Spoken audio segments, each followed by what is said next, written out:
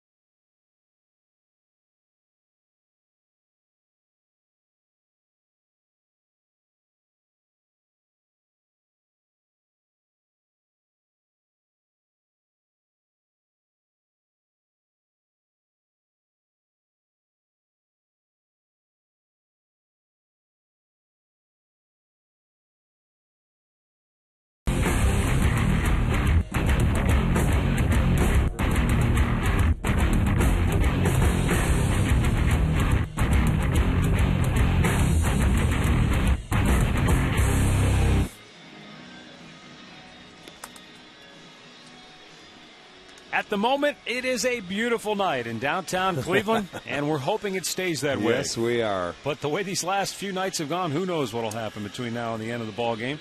We do know this, at the outset, gorgeous. Josh Tomlin on the hill for the Tribe tonight, and he'll try to slow down this red-hot Rockies club that has won the first 2 in the series, and they're swinging the bats extremely well, led by Carlos Gonzalez, who has 5 hits, then Jonathan Herrera, Jason Giambi with 4 knocks, Troy Tulowitzki, Seth Smith also has 5 hits, Ty Wigington, then it's Chris Nelson, Ryan Spilborghs, and Matt Pagnazzi getting the start behind the dish, batting 9th. Josh Tomlin making start number 15 on the year, 8-4, 393, coming off a win against the Pittsburgh Pirates, where he went 20 of 25 first pitch strikes. See if he can do that again tonight, but he settled down. 3 starts prior to that, gave up 6 runs, but settled down in his last start. Grounded foul, first base side. And Gonzalez has not been bashful going after that first pitch in the series, has he? No, he's a guy that if he sees one he likes early, he's going to let it rip. Why not? You're in that leadoff spot, and he knows that the pitchers are trying to stay aggressive. Like I told you, though, the thing that I've been impressed most in watching Gonzalez is that he's a power hitter, and that was a power swing. He was trying to launch that ball. Well, his hand came off the bat. But for the most part, he has stayed with a pretty fundamental approach in this series, just taking his base hits, simple line drive swing. Well, sometimes the reason why Jim Tracy put him in the leadoff spot, his swing has gotten bigger. And, he's been reaching for everything. He wants to sort of reel it in or tighten it down a little bit and not go for as much power. Well, it's worked so far. They run it up high and he lays off. 1-2 the count. Jim Tracy in his third season at the helm. Done a tremendous job with this Rockies club. Yeah, they're up over 500 now. Ooh. Very close. Did not get the call. And we're back to even here. Sam Holbrook calling the balls and strikes tonight. Curveball, trying to wrap it around, maybe a little bit outside.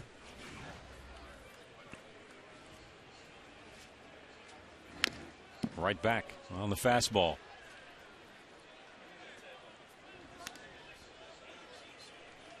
Again, though, good change of speeds for Tomlin. You come with a big slow curve and then right back with the fastball. Trying to keep Gonzalez off balance here at the outset. And the 2-2. Missed inside, full count.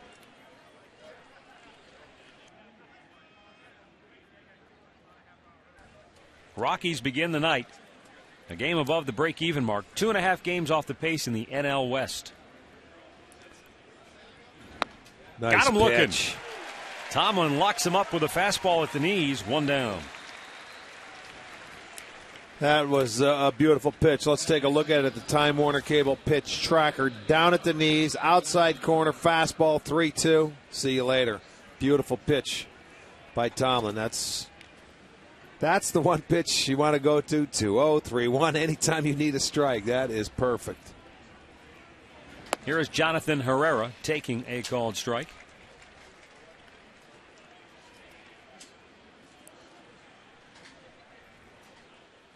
And the 0-1 is hit in the air to center weakly.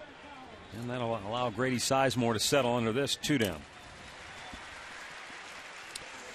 Well, let's take a look at the Indians defense, brought to you by Pat O'Brien Chevrolet, saluting the men and women defending our country and watching on the Armed Forces Network. Buck, Sizemore, and Chu in the outfield.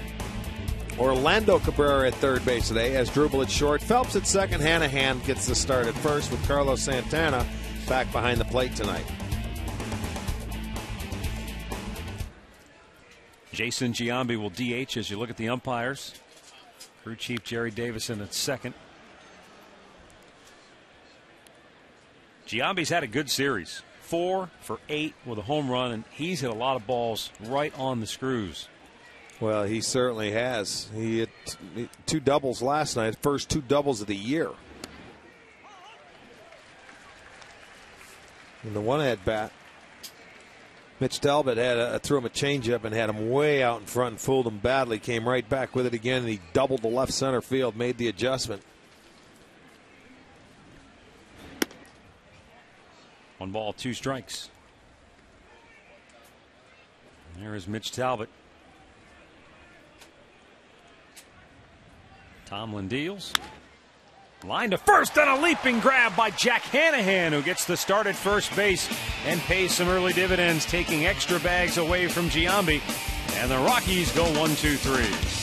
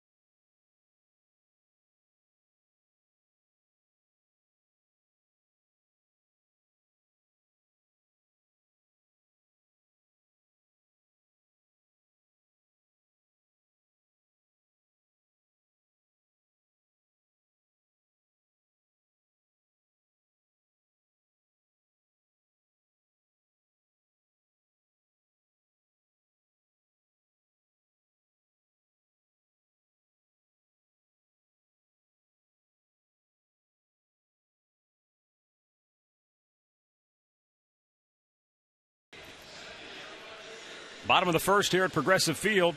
And Manny Acta's starting lineup tonight is brought to you by Progressive Insurance, proud to be the official auto insurance provider of the Cleveland Indians. Grady Sizemore, Cord Phelps, and Asdrubal Cabrera. Travis Hafner, Shin-Soo Choo, Carlos Santana. Then Orlando Cabrera, Travis Buck, and Jack Hanahan. Jason Hamill making the start for Colorado, 4-6, an ERA of 4. Has pitched 87 2/3 innings, 47 strikeouts. He came over from Tampa Bay, and so the few of the Indians hitters have a book on him. He's 5-1 though, and interleague starts as a Rocky since 2009. You know, Rick, I was on with Bruce Drennan earlier today, and he was asking about Grady Sizemore and, you know, his struggles here offensively.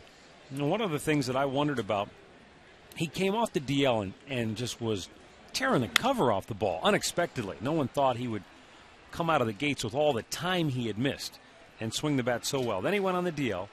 It's almost like since he's come back, now all the time that he's missed is maybe caught up with him. The timing issue, a lot of off-speed pitches. Do you think that's it, or is it much deeper than that? Well, it's probably it's hard to say if it's much deeper than that. You know, there's things that he's probably trying to do more. They've shifted him around. They've hit him third. They've done this. He's trying to do too much. He's pulling off baseballs. His head's coming out. He's striking out more, so he's trying to do too much. Socks that one pretty well to center, but it's right at Gonzalez who makes the catch. 1 down. Let's take a look at the Home Depot Colorado Rockies defense tonight. Spilbor's out in left field. Gonzalez at center. Smith in right. Nelson at third, Tulowitzki at short, Herrera at second, Wigington at first, Pagnazzi behind the plate. More savings, more doing. That's the power of the Home Depot.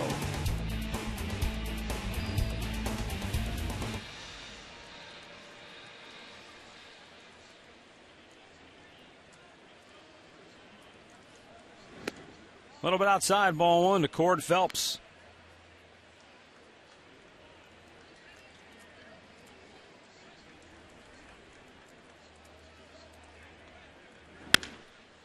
In the hole, diving attempt by Herrera. It's off his glove, and Phelps has a 1-out single for the Indians. His 4th hit in the series, and suddenly, Rick, he's starting to get maybe some more confidence now that some balls are dropping for him. That's right. That's what it takes. You find a couple holes, man, and then you start believing, okay, I'm in the big leagues, and now I belong.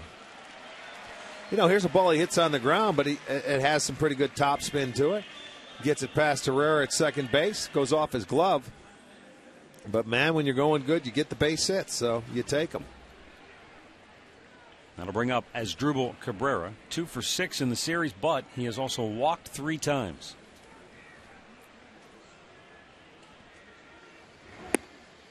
Checks on a ball down low. In last night's ball game, Street didn't want to pitch to him in that situation. You know, after the Phelps triple with 2 out in the 9th, Cabrera coming up.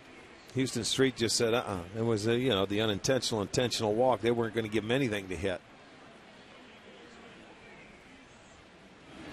Baseball, since its very inception, has been ripe for second guessing. It's the nature of the game to go back afterwards and wonder, should the manager have done this as opposed to that, and go back and dissect it's like it. The armchair quarterback. Were you surprised, though, at how much chatter we heard today and after the game last night about Manny Acta pinch running for Travis Hafner? No, I'm not surprised by it because that position came up in the 9th inning and it had to hit.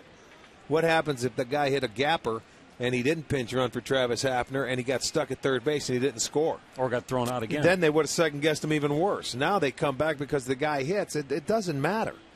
He went in because he tried to win the ball game in the 8th. Or tie it, get it. I have no problem with it whatsoever. He manages his team the way you want to manage. The guys that sit up here have no clue. They don't know what's going on. And in that dugout, they don't know the players. I mean, it's easy to sit up there and second guess. They can do whatever they want, but until you're in that man's shoes in the dugout, I mean, you don't know. You can't make that call. You just hit the nail on the head. We can sit up here and say the same things too. We don't know. He knows what's going on in his dugout a lot more than we do.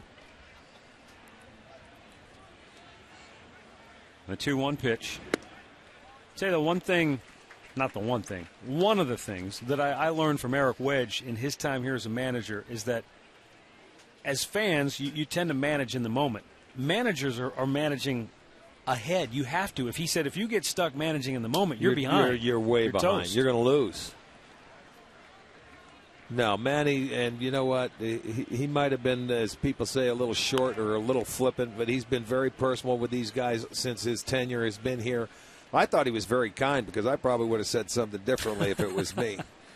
I thought what he said was right on the money. And what any manager should say, and that is, I don't manage the game to think about what I'm going to tell you guys afterwards. Exactly. Right. He's trying to win a ball game and stay in first place is what he's trying to do. How to play and full what count. People forget, the Indians are still in first place. I mean, they have a tendency to forget that. They lead Detroit. I don't care how good or bad you look. I mean, look at where you're sitting, where your team's sitting. You're in first place. You're at the end of June. At the moment, the Indians lead Detroit by a half game because the Tigers beat the Dodgers in their series finale today 7-5. So the Indians need a win to stay a game up. They must win tonight if they want to keep that one-game lead.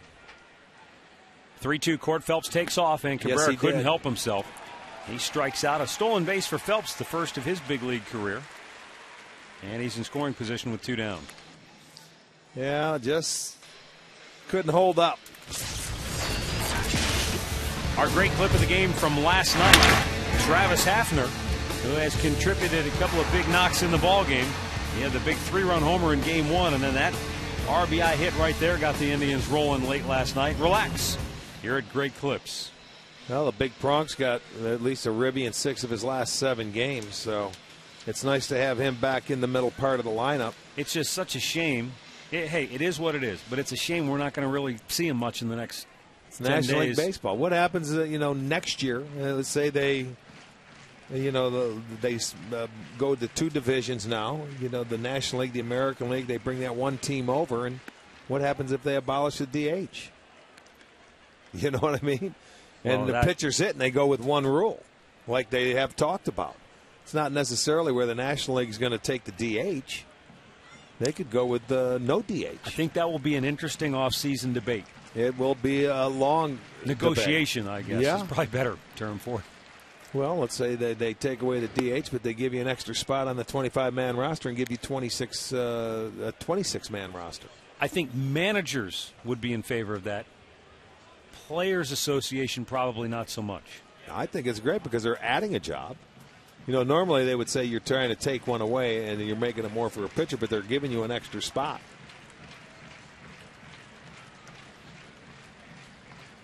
So I think that would be fair. But you know what?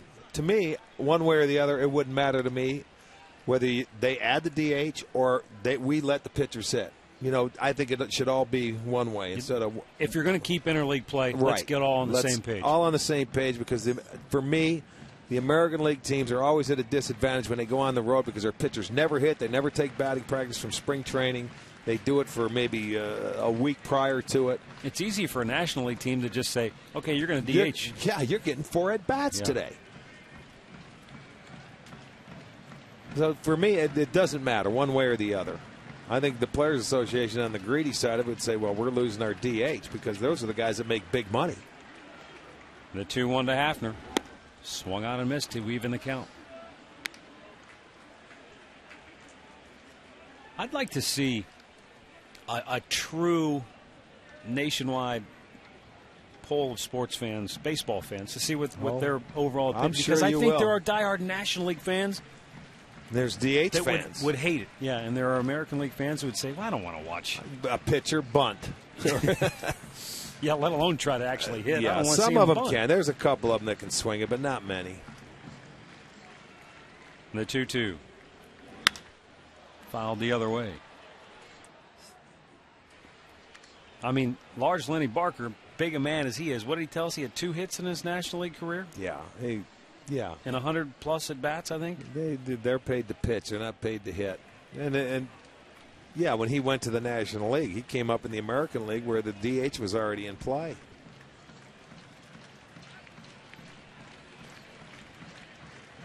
Cord Phelps in scoring position with 2 down here in the first inning. Hafner with a 2-2 count. Jason Hamill about to make his 18th pitch of this first inning and taking a long time as Hafner steps away, and that's going to bring Pagnozzi out to the mound. Matt Pagnozzi, that name should be familiar to baseball fans. His uncle Tom Pagnozzi is a former catcher with the St. Louis Cardinals. In the family, keep it in the family. Maybe Uncle Tom gave him some shin guards when he was a kid.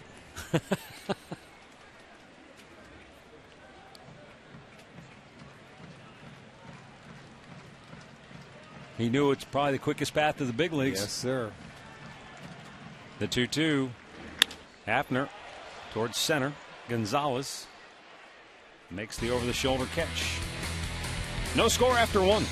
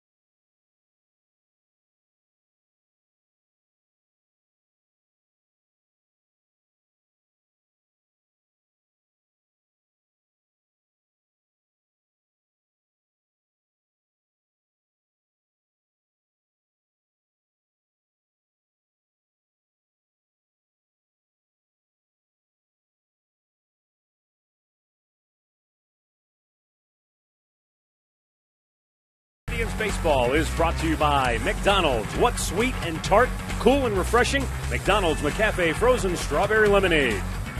By your Northern Ohio Toyota dealers. And by AT&T.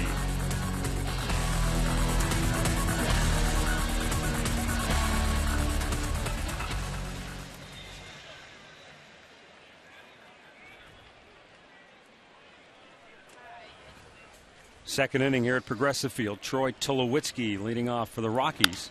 And a little tapper towards short. As Dribble Cabrera smothers that short hop and throws him out with ease. He just made a very difficult in-between hop look routine. Well, he comes in and he committed, which you have to do as an infielder. But what he does, he keeps his glove down. You know, that's why he just kept it down, knowing that hop was going to stay down. It wasn't going to come up on him. And on the run, stabs it and throws it over. It was easy for him. He's starting to make everything look easy.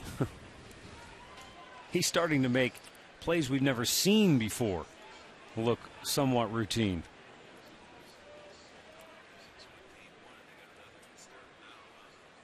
Seth Smith on fire, 5 for 9 in the series with a couple of homers last night.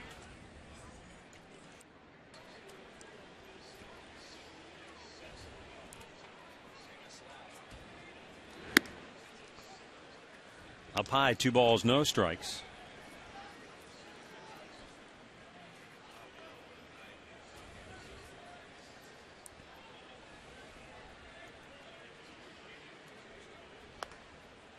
The two teams that Colorado is currently chasing in the NL West, the Indians will face on this upcoming road trip. San Francisco directly in front of the Rockies, and of course Arizona leading the NL West. The Indians will visit both of those ballparks before coming back this way to wrap up interleague play with a series against Cincinnati on this upcoming road trip. So they're playing some of the real heavyweights in the National League in interleague play this year. But in 05, as you mentioned, and I think it was Friday, that's when they turned their whole year around that year. As Dribble Cabrera takes care of Smith, 2 down. Let's get a look right now at our trivia question tonight. It's courtesy of AT&T. On this day in 01, the Indians sent which 2 players to the Braves for John Rocker? Oh, boy. I know this one. Well, good. Then it's all yours. I'm not going to say it, though. I'm not going to blurt good. it out there. I couldn't tell you. I don't remember. That was this day, huh? Not a good trade for the Indians. I think part of the problem with that trade is they got a bad clubhouse influence and traded away 2 very good, well-liked people in the clubhouse. So you saying Rocker was a bad influence? Not real good. Not a big fan. I mean, personally, I never had a problem with him, but there were some things he did and said that just, you just don't do. I don't think as a baseball teammate. I mean, he made comments about Bob Wickman to reporters that he didn't need to make. You remember a lot more than I do. Yeah. I also remember him in Seattle picking up a ball and trying to throw it to third base and launching it down the left field line. 3-1 pitch popped up behind the plate and down into the seats.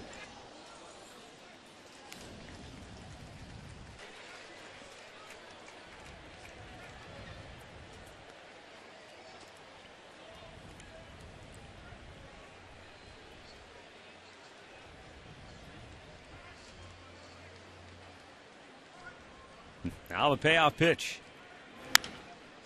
And a pop-up on the infield is Drupal Cabrera. He's going to have a hand in all 3 outs. Rockies go in order. We go to the bottom of the second, no score.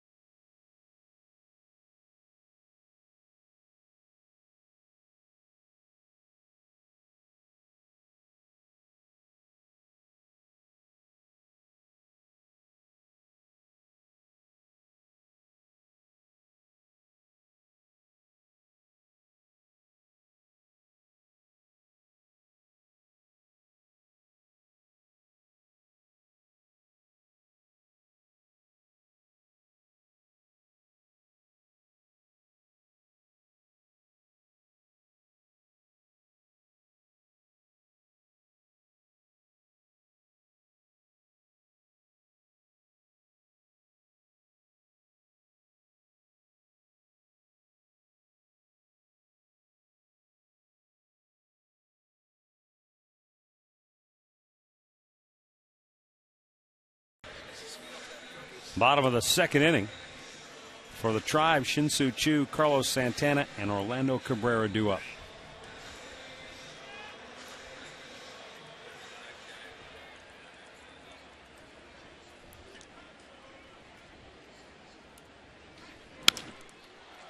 Toward left field. Spielborg's backpedaling, and he pulls it down, 1 away. Check in right now with our Katie Witham. Well, Matt, Rick, I had a chance to speak with the new Indians hitting coach, Bruce Fields, earlier today. He told me he's been impressed the past 2 days, especially with strikeouts and the fact that the Indians are no longer chasing after things as much as they were. But the biggest thing has been their team approach. He feels like they're going out there and they're getting those quality at-bats. They've had 7 response runs, guys, in the last 2 games against the Rockies. Tonight, against Jason Hammel, he needs to see the guys be patient enough but aggressive to the point where if he gives them an opportunity that they can take advantage of it, guys. Okay, thanks, Katie. Carlos Santana looks at the ball up high. Santana has gone 3 for 7 in the series with a home run.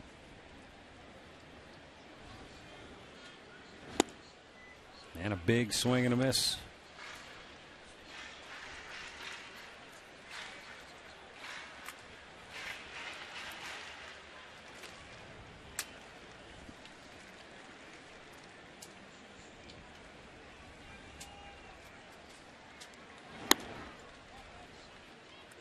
Two and one for Carlos.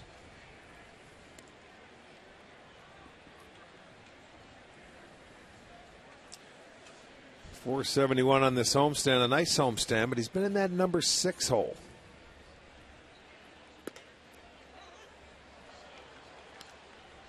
It's been a pretty good spot for him. Helps to give the lineup a little more length, and that's what happens because, when you've got Hafner in the middle. Yeah, right. That's right. That other guy, he's the one that lengthens it out.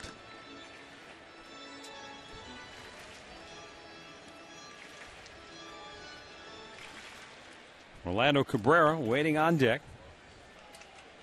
3-2 to Santana. And he's out looking.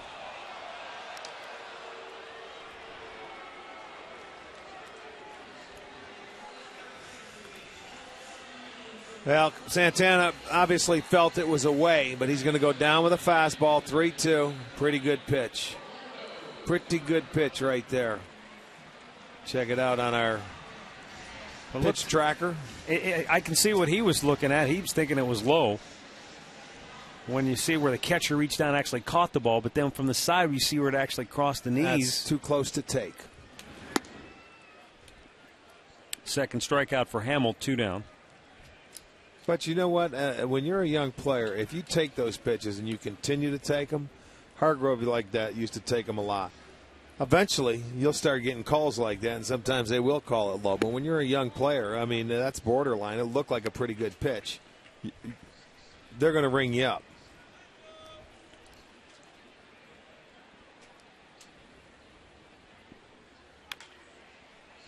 Fouled over toward the dugout.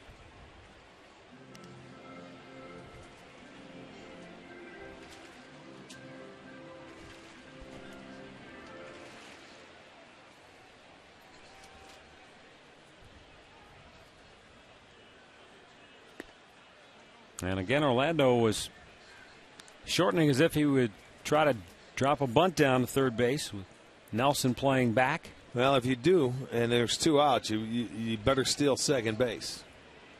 Tough to get things going with 2 outs. Pop to center. Routine for Gonzalez. And the Indians go 1-2-3. 2 in the books. No score.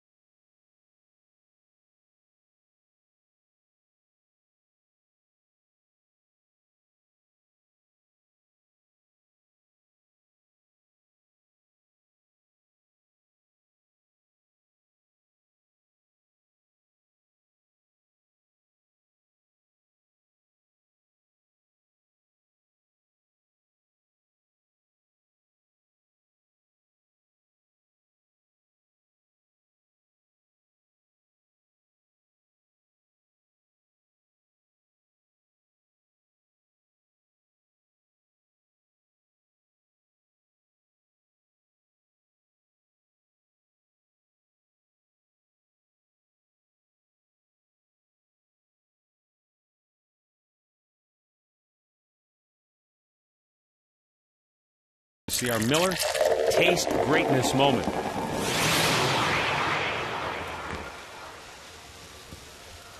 Beautiful night here in downtown Cleveland. No score as we move to the 3rd inning. Bottom third of the Rockies order due here. Chris Nelson, Ryan Spilborghs, and Matt Pagnazzi. Nelson takes the ball down low.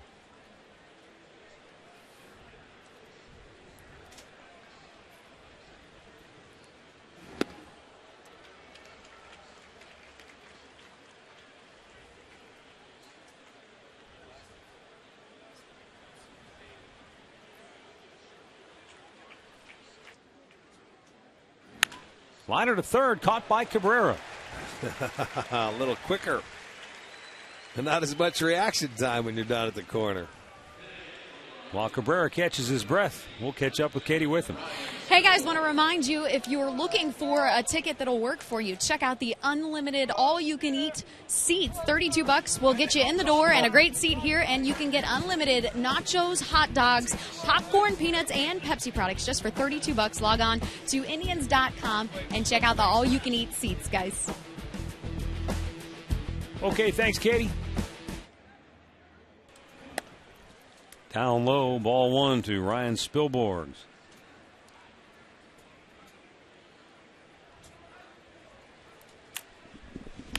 Little tapper, weakly hit to short. As Dribble Cabrera again on the run, gets that in-between hop and takes care of it without incident. 2 down. Here's a look at our minor league report right now. And that is brought to you, as always, by Kia. Last night, Zach McAllister in a 4-3 win went 7 innings and allowed just 1 run. That Columbus Clippers pitching staff is putting up some very impressive numbers. Zach McAllister's 8-2. David Huff is 6-2. Scott Barnes 6-1. Jenmar Gomez 6-2. That's a combined record of 26-7 and a combined ERA of 3.13. Shelley Duncan hit a 3-run homer last night, too, for those Clippers. Mike Sarbaugh continues to have that club humming along. Matt Pagnazzi fouls it back to count 1-1.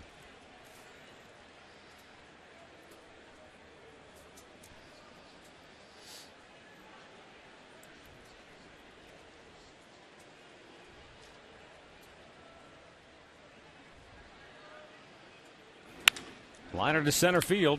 That's the first hit of the night for the Rockies. The number 9 hitter Pagnazzi with his first hit to straightaway center field.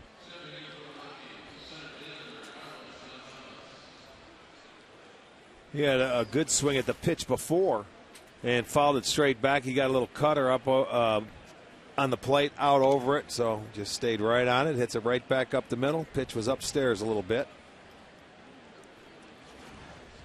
But 2 out hits, that's what Colorado has been doing this whole series.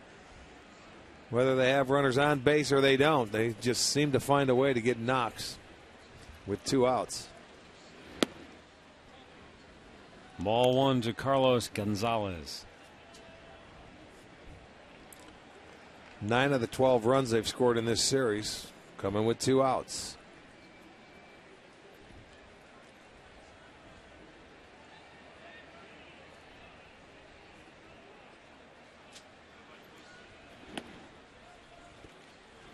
Two balls, no strikes.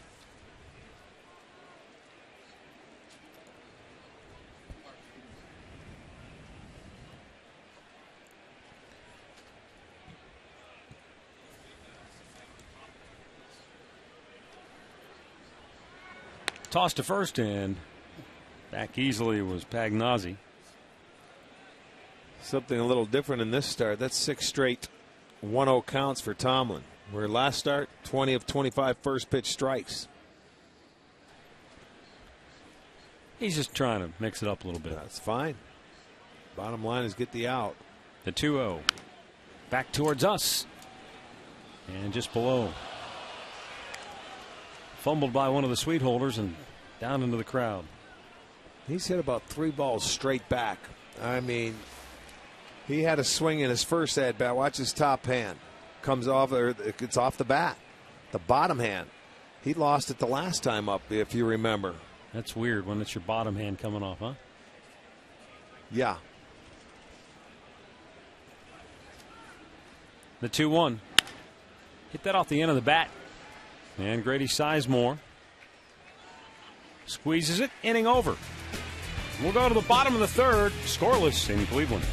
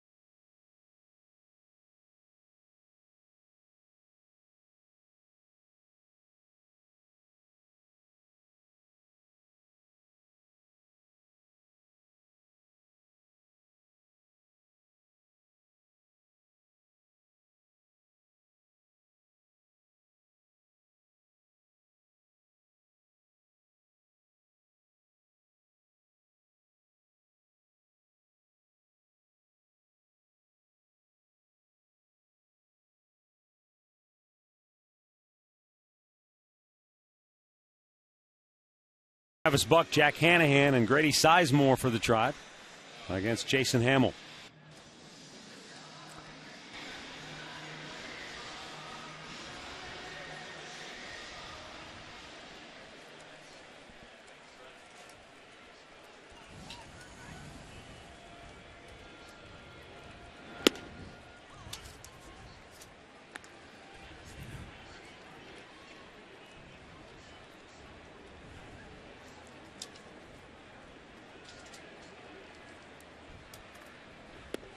Buck a swing and a miss, and the count quickly 0-2. Well, he stopped his streak last night. 0 for 24, got the big hit in the 8th inning. 2 outs to tie the game.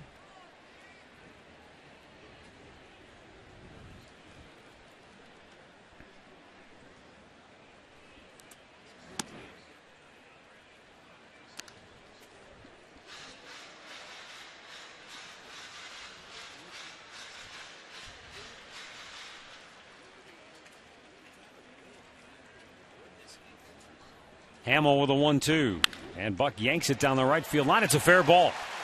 It hits the sidewall and kicks out, and Travis will easily get into second base with a leadoff double. So maybe that base hit that he got last night that stopped at 0 for 24 could prove to be a positive spark for Travis Buck. Well, it's his 6th double of the year. Gets a curveball. Down and in, right into his wheelhouse, man. He laces it over the head of Wigington at first. It stayed fair right inside the line. Kicks off. Leadoff double.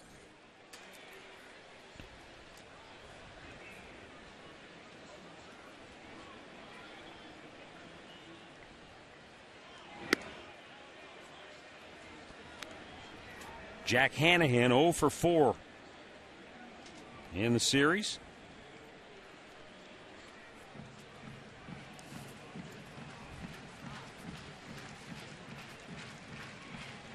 Just 1 for 14 on this homestand.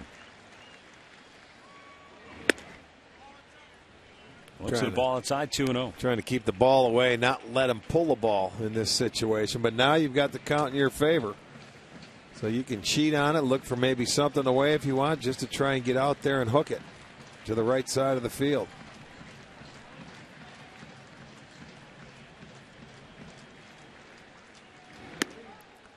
Three balls and no strikes.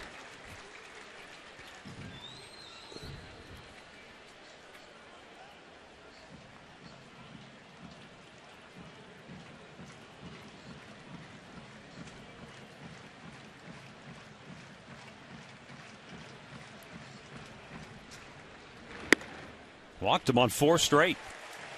Well, you certainly take that. So the Indians get their first 2 aboard to start the home half of the 3rd inning, and it brings up Grady Sizemore.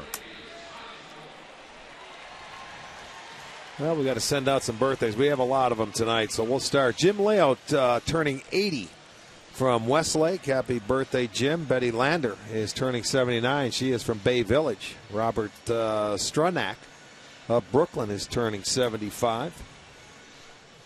Hank Whitaker celebrating his 24th birthday in Painesville tonight. June Peterson was here at the game last night celebrating her 80th birthday. And, of course, I wrote it down and forgot to mention it. So, sorry, June. Happy birthday a day late. You would never do that. It happens. Intentionally. No. I'm blaming Grover. I think he slipped that piece of paper under. He did. I saw him. Yeah. Pagnozzi going to go out and talk with Hamill. That was a breaking ball. It gives us time for some more birthdays. Diana Sheasley of Ashtabula is turning 65, and Abe Augenbaum of Cleveland Heights is 62. Got a note here for happy birthday wishes to both Lynn and Ken Schwartz of Avon, Ohio. Happy 44th anniversary wishes going out tonight to Bobby and Bev Martin of Cleveland and Naples, Florida. And one last note, Jane and Matt Gregory were married last Saturday. They didn't have a honeymoon, but they came for the game Sunday. And they tried to wait it out through the rain delay, but yeah, the 2-hour against it. Pittsburgh, right. That was late in the day. The 2-0. Bouncing ball, fair ball, it's through the hole, coming around third. Buck is going to score, and the Indians will grab the lead. Grady Sizemore punching it through the hole, and the Indians strike first. Sizemore with RBI number 20 on the year. Well, Grady knew what to do. Got the count in his favor. 2-0 pitch, and he hit a ball down and away, and he was looking to hook it. He does. He gets the base hit. This is going to be our McDonald's. I'm loving it. He gets down there. There you see him keep the hands back, get the barrel of the bat head out front. And at first base, Hanahan has to jump some rope. So he will stay at second base, but the Indians draw first blood tonight.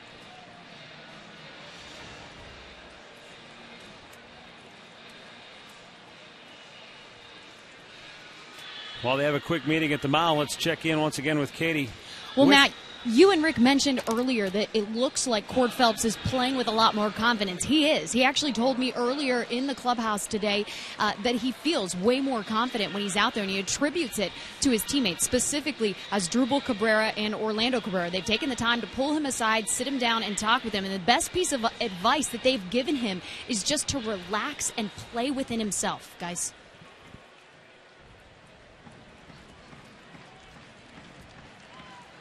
Thanks, Katie. Here's Cord Phelps now with a chance to keep the heat on.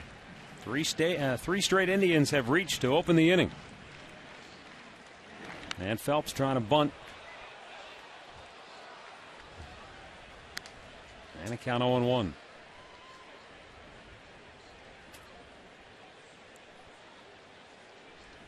Well, taking a long look down at Steve Smith, third base.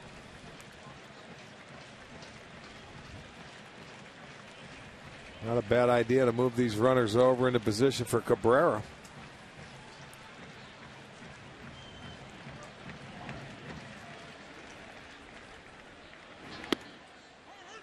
It's a called strike, and it's 0-2. Gave him one chance, bunted it foul. Now he's going to have to battle in the count. Hamill comes back and throws a strike.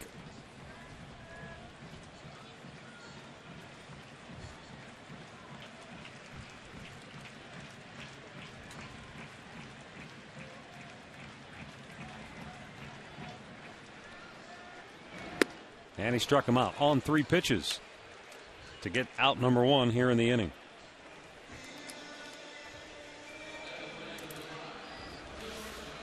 Gets ahead of him, and he gets him to swing through a breaking ball. Up, away. Looked like he tried to maybe pull that ball a little too much and just trying to stay on it and shoot it the other way. Well, here is Asdrubal Cabrera, who struck out his first time up.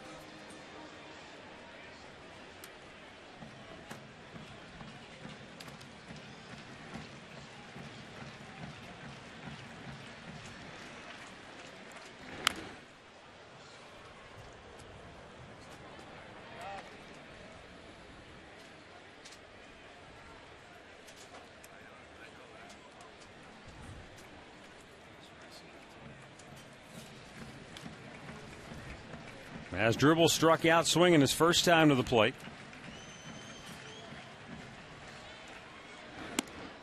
Leans back at a high pitch there to even the count.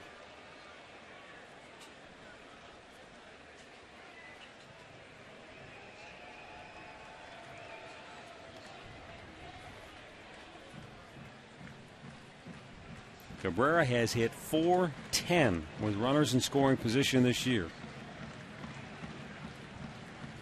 And the 1-1, a little bit low. 2 balls and a strike.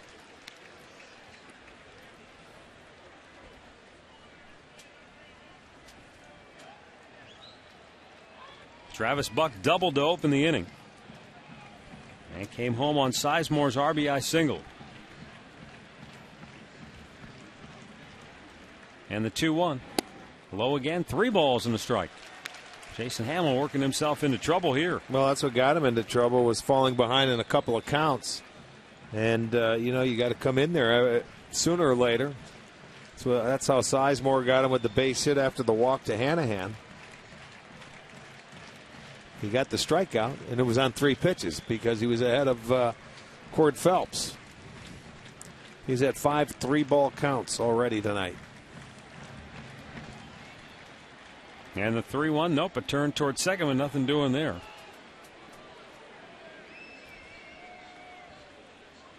This is where the Indians, though, have to pick it up as a team. I mentioned Cabrera's done a great job, but as a team in the month of June, hitting just .201 with runners in scoring position is not going to cut it. No, well, they went through that spell where they were averaging 2 runs a game,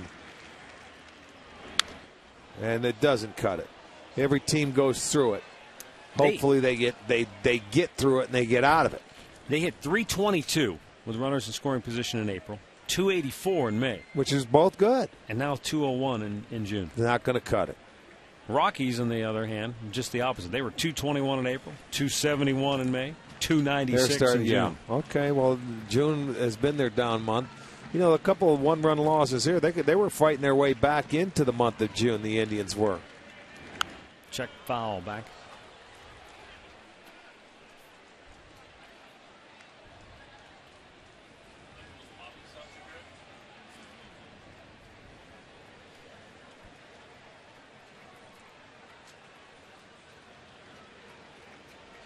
.50 pitches for Hamill so far, 26 for strikes. He's almost 50-50 so far here tonight. And the 3-2 is bounced towards second base, and it's took a wicked skip. The only play Herrera has is at first, but that is out number 2. That almost got by him. I don't know if it hit the lip of the grass. Well, let's take a look and see what it does hit. Bounces. No, it hit the grass. It was something in the grass. I don't think it hit the lip, although from that angle, tough to tell, but it did stay down, didn't it? It almost shot by him into right field. Let's see, Matty. It might have hit that lip. You're right. Right on the lip. The cut where the grass turns to dirt. It just stayed down. You're looking for that nice Sunday hop coming out of there, but it didn't get it. Here's Travis Hafner. And gets a first pitch strike. He flied to center his first time up.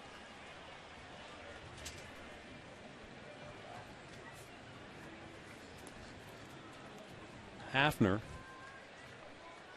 17 for 34 with runners in scoring position.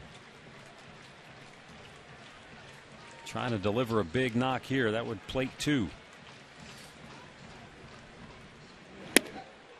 Swing and a miss. No balls and 2 strikes. A nice breaking ball there by Hamill.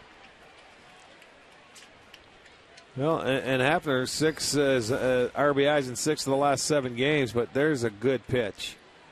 That's the one that bottom falls out. And it's a ball, but it looks so good, and then all of a sudden it disappears.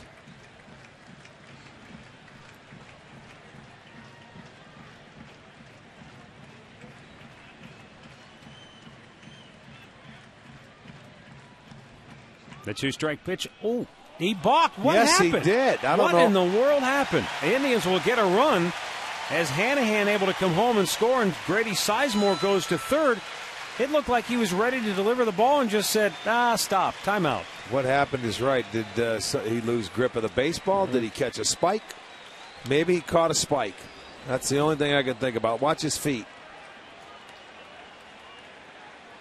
No, I don't know what happened there. That's really strange. I have no idea. Brain cramp? I don't know. He knew it. He knew it as soon as he stopped. I don't know what happened.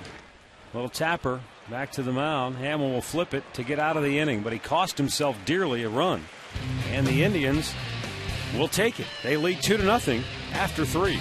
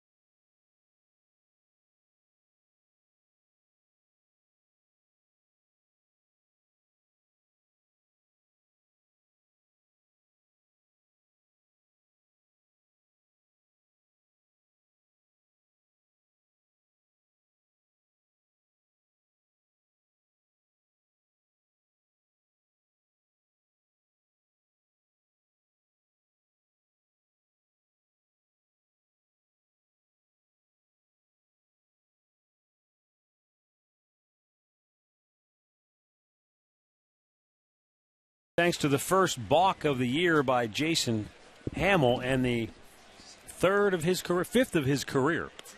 He had 2 of them last season, but that one was bizarre. And Rick and I talked about it during the break. It almost looked like he forgot what pitch he was supposed to throw and then just stopped. It was very odd, no question about it. Meantime, Tomlin throws out Jonathan Herrera, 1 down here in the 4th inning. Well, you might want to come out to the ballpark, sit at the newest hotspot out here this year at Progressive Field. It's a Time Warner Cable Bleachers. All tickets are just $10.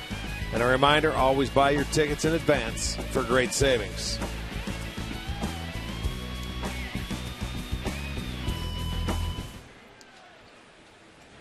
And a big curveball in for a strike. Take one more look at this, just because it was so strange. He was upset. You could tell on his way down. He knew it. What he did, I don't know. Doesn't it give you the kind of the way his facial expression was like, I forgot what I was supposed to do there. Grady Sizemore, shot out of a cannon, makes a grab in deep center field to take extra bases away from Jason Giambi. I'm telling you what, the big Giambi is hitting the ball right on the nose every time up. It's almost like he knows what's coming, and Grady makes a beautiful catch. Going to his left, diving for it, extension, and look at the man on the mound. Yes, sir. Nice play. Well, he hit a line drive that Jack Hanahan leaped up and caught at first base in his first at bat. So you're right, Giambi, everything he's hitting. Right on the nose. Hard. He's turning back the clock, man. Well, he is. Maybe he liked this ballpark when he was with Oakland and New York. Yeah.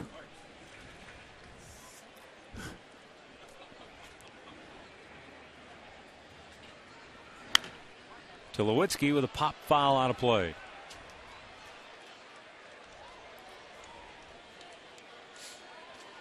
Got to send along a birthday wish, too, to my grandson, AJ, sitting at home watching tonight. 12 today. Oh, big 12.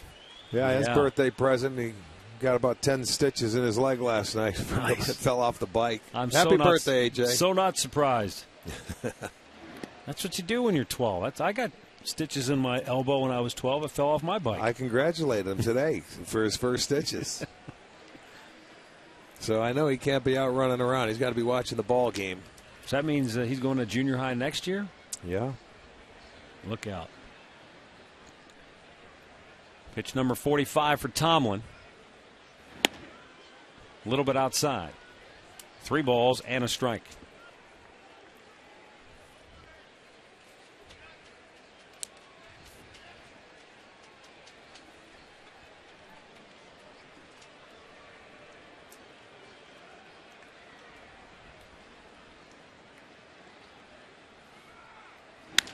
That's popped in the air.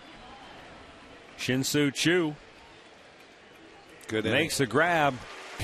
Rockies go 1-2-3 on 9 pitches. We go to the bottom of the 4th. Indians 2, Colorado nothing.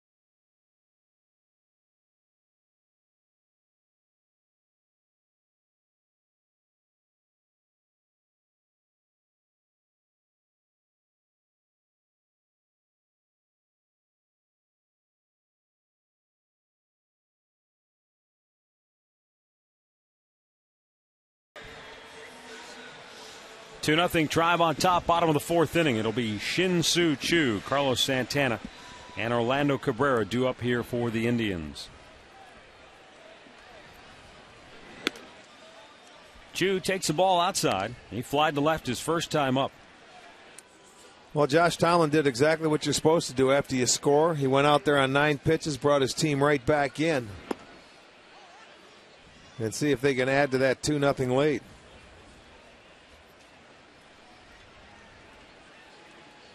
And he's a guy capable of going out there and having an 8-9 pitch inning every time because he throws so many strikes.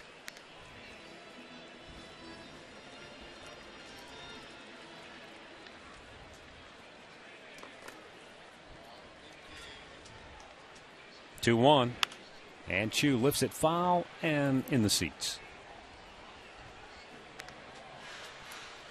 Our scoreboard update brought to you by your Northern Ohio Ford dealers and the all-new 2012 Ford Focus. Ford, drive one. You know, this is a guy that started to have a very good homestand, is Shin-Soo Choo, starting to put it together. He's got to carry that with him on the road. Because believe it or not, when you look at Choo on the road, he's a .235 average. He hasn't had a home run on the road this year and only 10 RBIs. Those are guys that are going to have to count on when you're going for 9 games in National League cities and with the pitcher hitting. And the best thing they could do, they're going to be bunting mostly if they have runners on. You're going to have some guys pick it up offensively.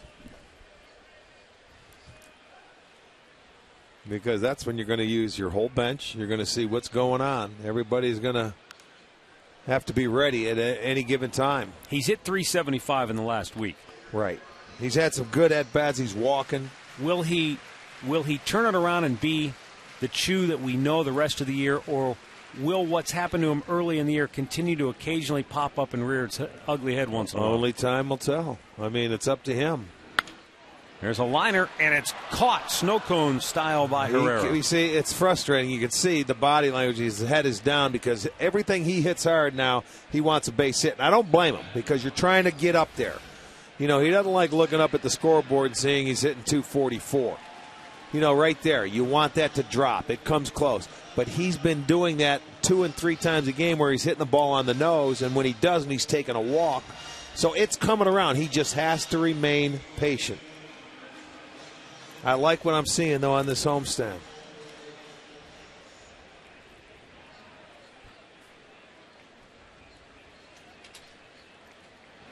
Santana looks at the ball low and away. He was called out on strikes on a low pitch, or at least a borderline low pitch his first time up.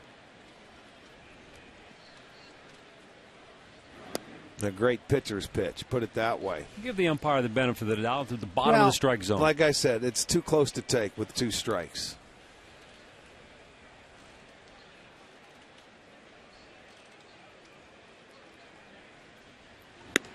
Up high, 3-0.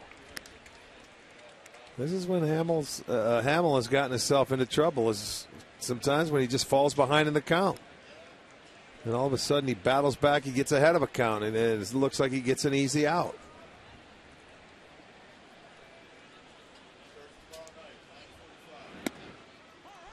Caught the corner there.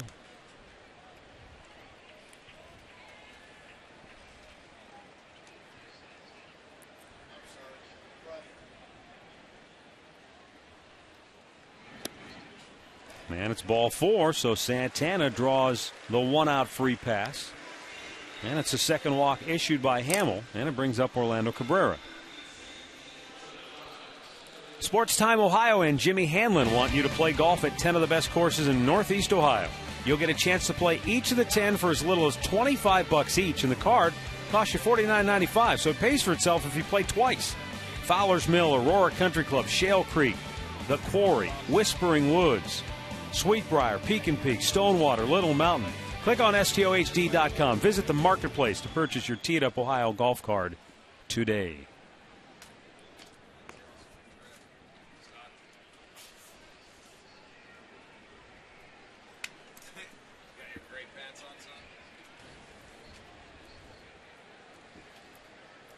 Cabrera flied to center his first time up.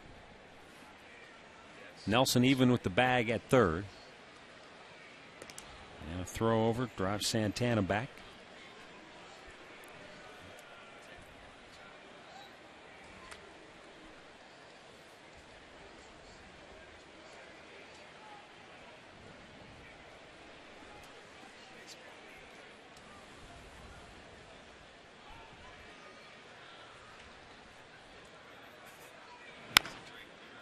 Chopped over toward the Tribe dugout.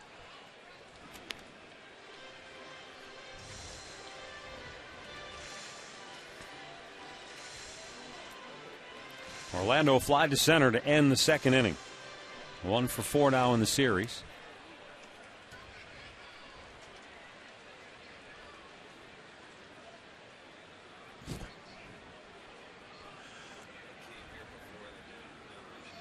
Runner goes.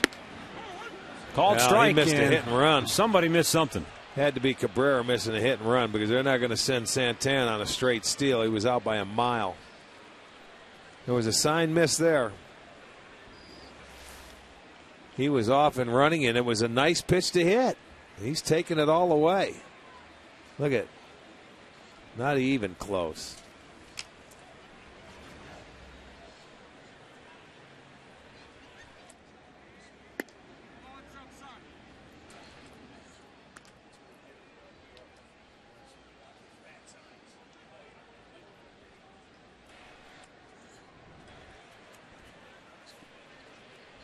Now the 1-2.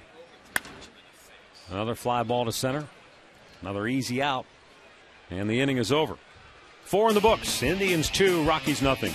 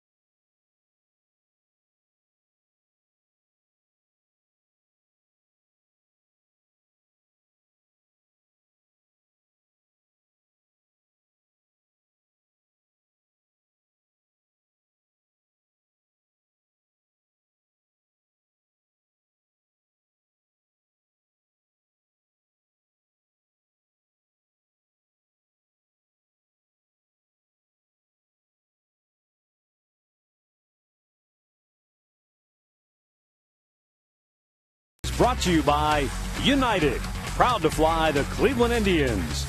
By your Northern Ohio Hyundai dealers, it's time to join the Hyundai movement. And by Panini's, get overstuffed at any one of 18 locations in Northeast Ohio.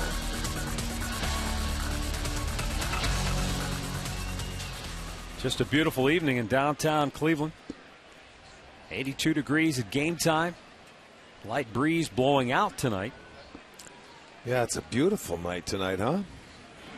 Seth Smith, a swing and a miss. Remember last night when we started, it was about 86 degrees, really sticky and humid. And then by the end of the night, the flagpole looked like it was going to snap in half. Yeah, it took the flag down. Yeah, that's right. Yeah, a couple of nights in a row, the same thing. But this is...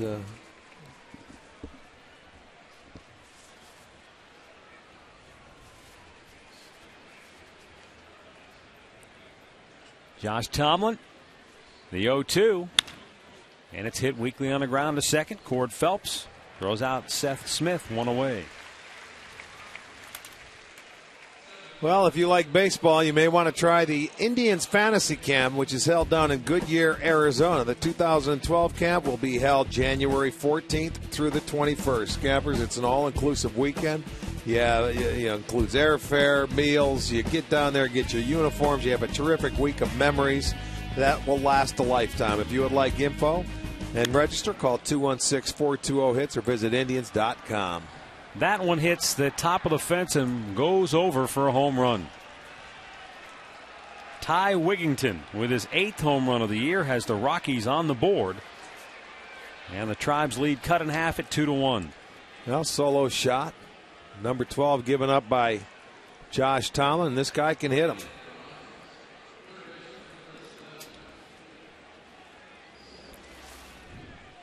Let's look at the pitch. Ooh, little spinner that stayed right there. I don't know if that was a cutter that he tried to run in, but it just stayed. It didn't move.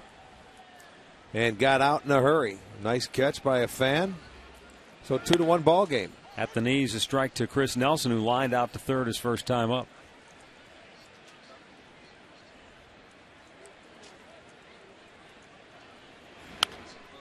Out of play, 0-2.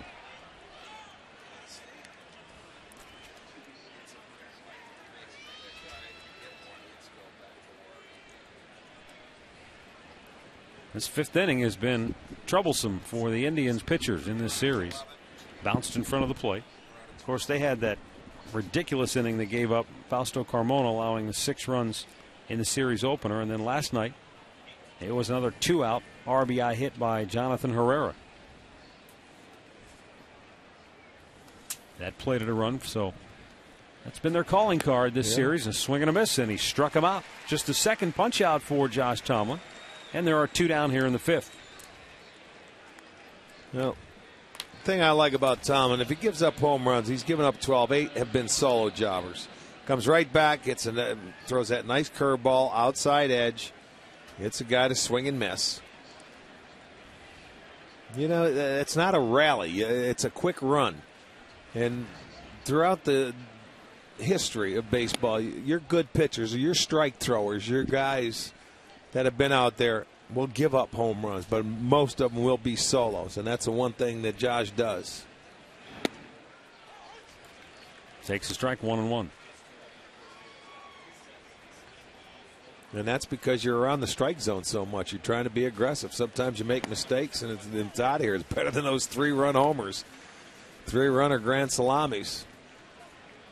Those are the ones that really hurt you. For me, it all comes down to poise. And certainly there are nights where you don't have it, and so you can't get out of an inning because you just can't find your rhythm, or your strikeout pitch just isn't working for you. But you give up a home run, the ability to shake it off and just move on, that separates a lot of pitchers. Because it would be really just human nature to beat yourself up and say, man, and you're still thinking about that at bat while you're making the pitch to the next guy. Yeah. Well, Josh, the guy, he pitches to contact. I mean, so he may not get beat by a home run. He maybe get by 2 or 3 hits that find holes because of lack of location. But I'll tell you what, when he locates, he is fun to watch. He's given up 1 run through 5. Indians on top 2-1.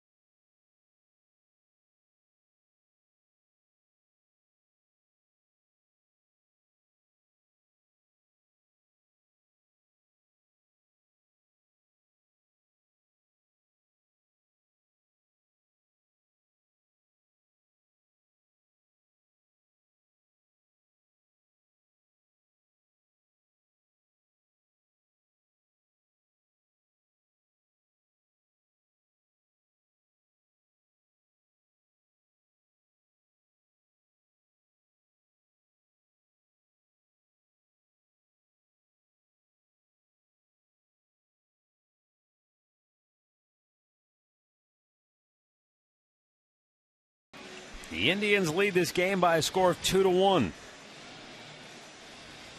Thanks to the guy who's coming up to lead off the bottom of the 5th, Travis Buck, who led off the 3rd with a double and then came around to score on Grady Sizemore's RBI single. The Indians will get their 2nd run that inning on a balk, and we'll show that to you here in a moment with our game recap. But that's it. You thank the starter, Jason Hamill. That's the difference in the ball game.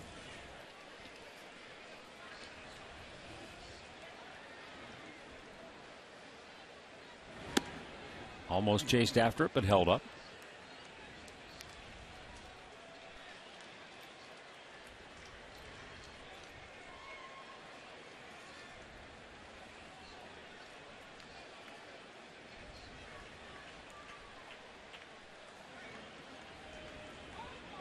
And the 1-1 is hit pretty well to center field, but Carlos Gonzalez tracks that down.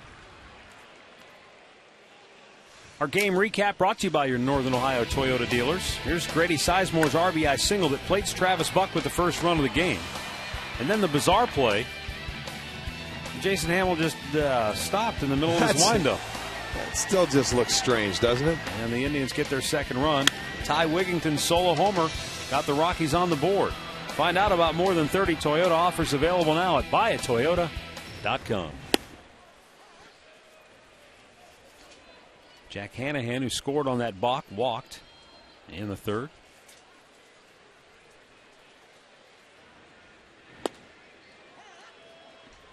Quickly 0-2 the count.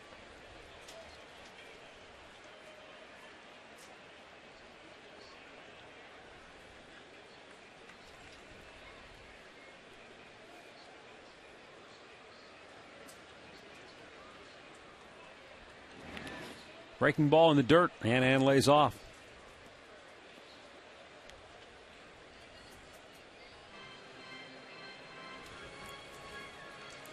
A couple more anniversaries we want to send out.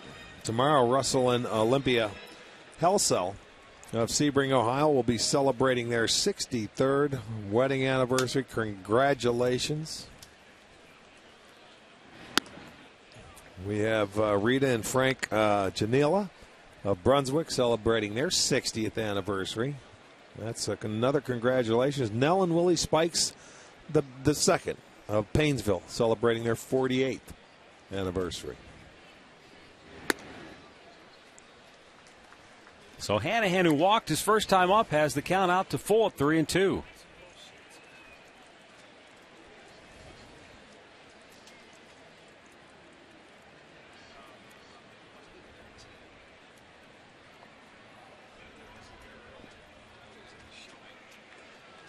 Payoff pitch.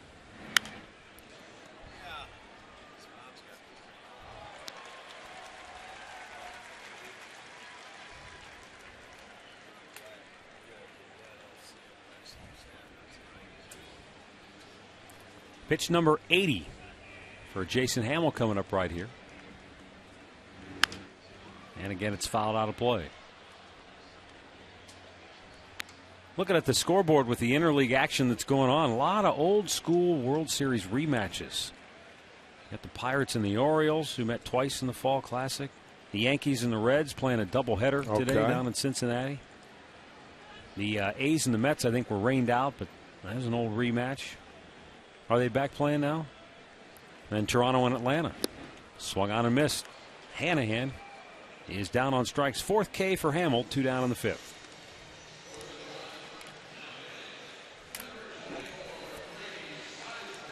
That'll bring up Grady Sizemore, who drove in the first run of the night for the Indians, back in the third.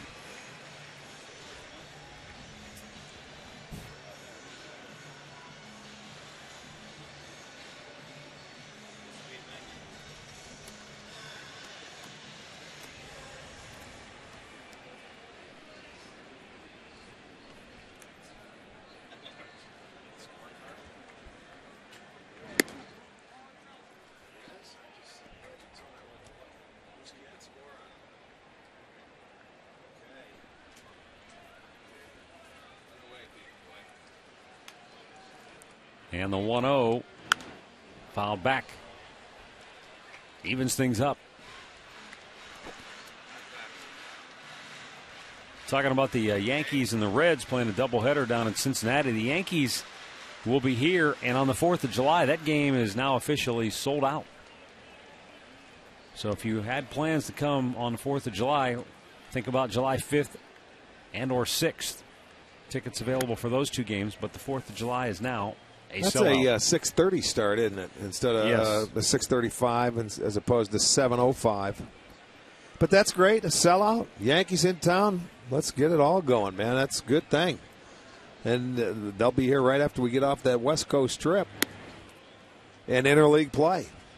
Are you kidding me? Is that 4th of we come off this trip and it's 4th of July? It's the 3rd of July. We're in Cincinnati to wrap up the series on Sunday. Oh, my. And then that'll be Monday, absolutely, before you know it.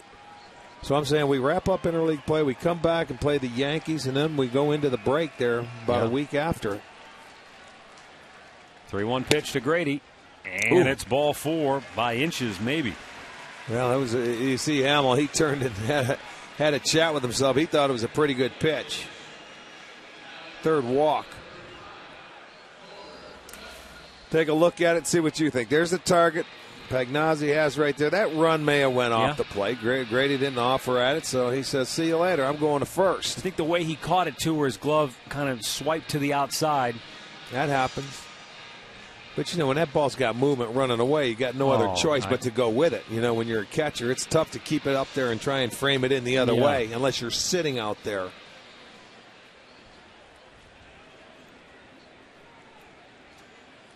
Well, here's Cord Phelps, 1 for 2. Singled his first time up. In the third, he struck out. Well, this is one thing in a situation, if, depending on how Grady's legs are feeling, you would steal here in a situation with 2 outs. He does not have a steal yet this year. Right. I mean, he's right around average. Hamill is getting the ball to his catcher.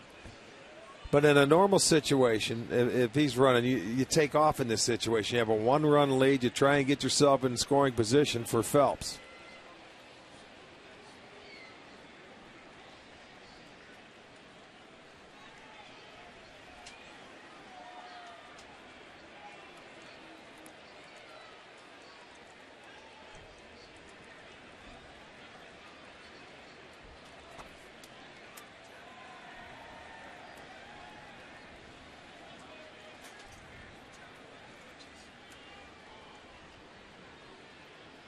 Toss to first, back with a dive is Sizemore. Well, they know it. They're paying attention to him, too.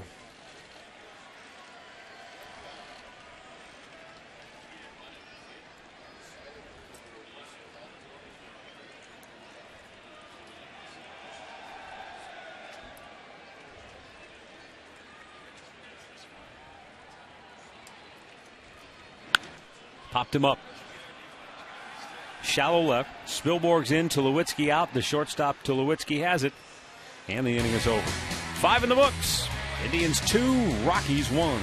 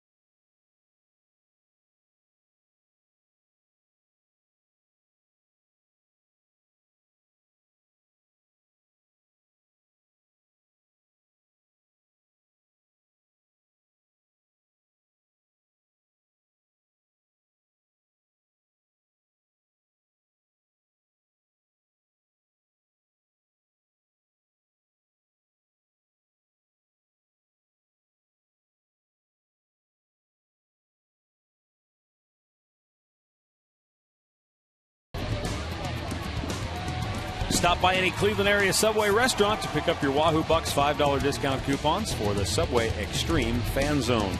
It's the place to be for a chance to win Subway gift cards, Indians fun money, and you'll get great discounts on your next Subway purchase. Subway, where winners eat.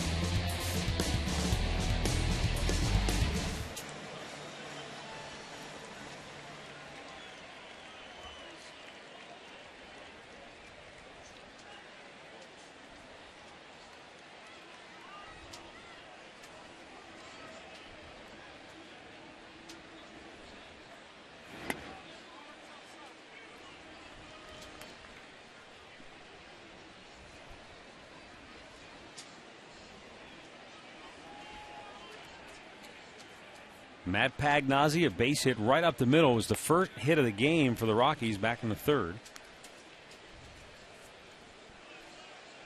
Meanwhile, Tomlin has been very efficient once again. 62 pitches, 40 have been strikes.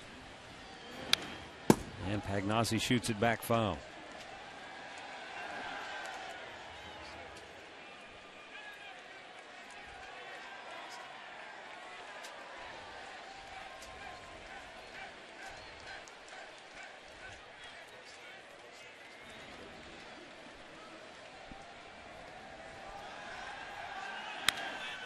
High fly ball, left field, routine. Travis Buck. One away. Let's get the answer to our AT&T trivia question tonight. We asked you the two players went to Atlanta for John Rocker, Steve Carsey and Steve Reed. Carsey went down to Atlanta, huh? Yeah. And then he ended up signing a contract with the Yankees. Okay. Yeah. He ended up becoming a free agent. Steve Reed, the side-arming two bullpen guys. Yeah. Okay. That's why you're my partner. You got it.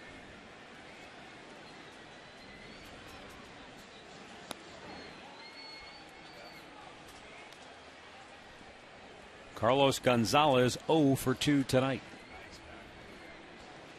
How you like the new scorekeeping going on right now? Struck out and flied to center. Rounded towards second base. Phelps 4-3. will flip it over. 2 down.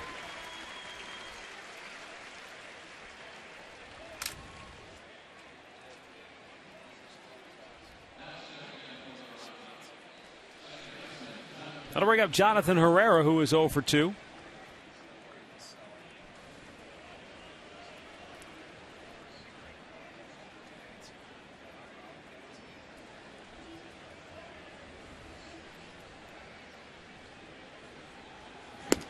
He was shortening the bunt. Cabrera came charging in from third, but Herrera took it for a strike.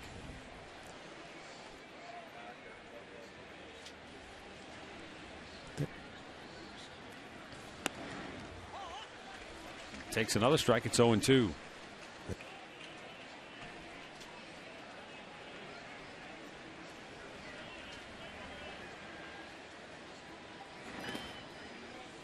Almost chased after that breaking ball in the dirt, but held up.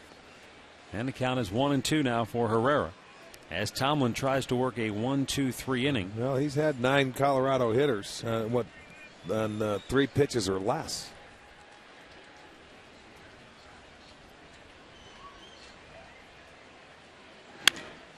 To third, it gets past Cabrera.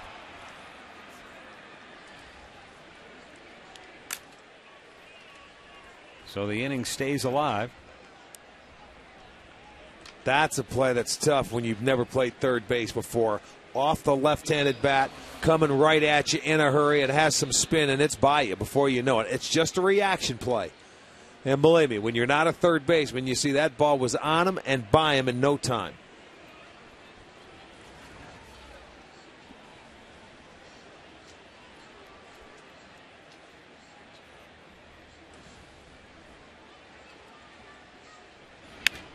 Popped him up on the first pitch. And Asdrubal Cabrera, even with that shift on, able to grab it easily. And the inning is over. We'll go to the bottom of the 6th. Indians stay on top 2-1.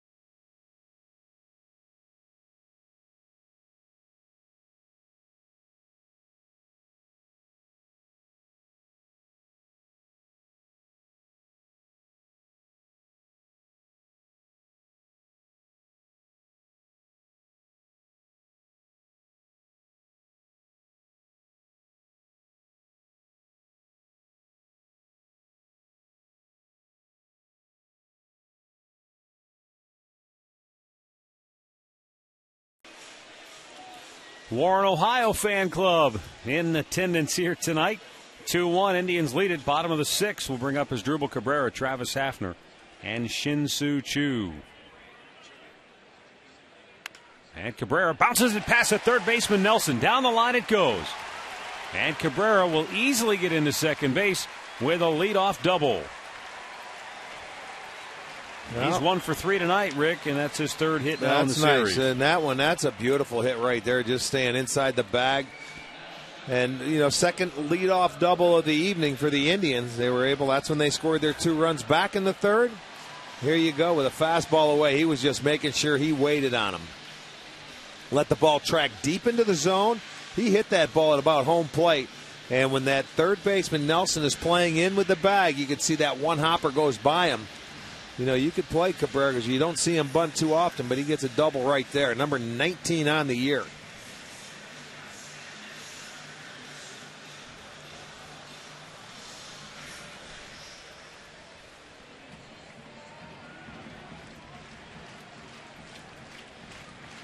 Travis Hafner 0 for 2. He flied to center to end the first. He tapped back to the mound to end the third. Chance to do some damage here.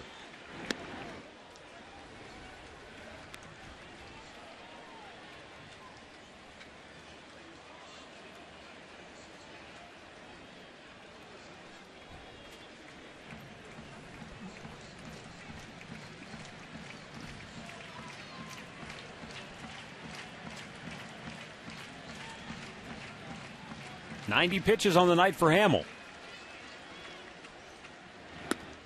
He's not been nearly as efficient as Josh Tomlin, but to his credit, he's kept his team in the ballgame. And the only reason the Indians have the lead is his own sort of mental mistake. He's been fine. He's just he's nibbling. I mean, you know, he's going at. He's had some counts where he's just fallen behind, you know, 3-0, and then he's got to come back, and he has 3 walks. But, you know, he hasn't pounded the strike zone like Josh Tomlin. Hafner drills one deep right field and gone. Travis Hafner's 7th home run took about 1.2 seconds to get out of here. That ball was absolutely smoked. That's what you talk about when a hitter has a count in his favor. It was a 2-0 count. He tried to sneak one by him in the nitro zone, and Hafner made him pay. And that ball was hit so well, it didn't have time to hook. This home run replay is brought to you by Great Clips. Great needs, great deeds, great clips. And watch this. A fastball down and in, and look at him. He said he was looking like it was going to hook. It did not. It stayed fair. So Hafner now RBI in 7 of his last 8 games. He makes it a 4-1 game with home run number 7. And now Choo shoots it out of play. Great swing. Well, both times that the Indians have had that leadoff double tonight, they've been able to score 2 runs in each of the innings. Boy, that was a laser shot. And that slices out of play.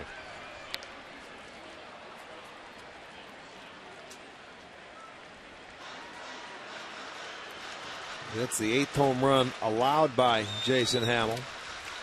The 7th hit by Big Bronk.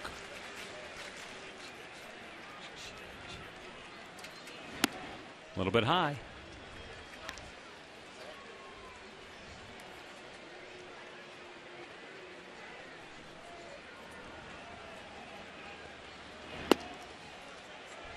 With that home run by Hafner, he's now reached base safely in 22 straight, so he's been very productive. You know, that's what I love. 2-0 count. You get your pitch, you hammer it, and you do damage with it. And he did right there. That was a classic example. Tried to sneak one by him inside, and it doesn't work when the count's 2-0.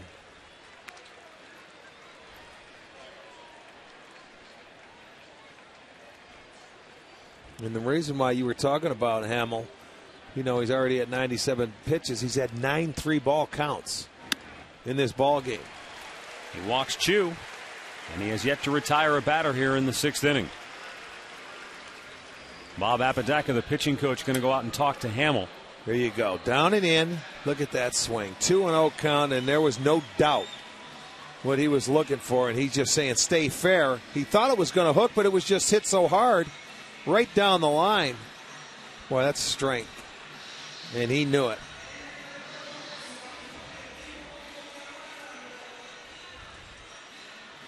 While they talk it over on the mound, Al Pulaski has the latest on that World Series rematch down in Cincinnati. All right, Matt, second game of a doubleheader. Yankees won the first one 4-2, but in game two, it's been all Chris Heisey.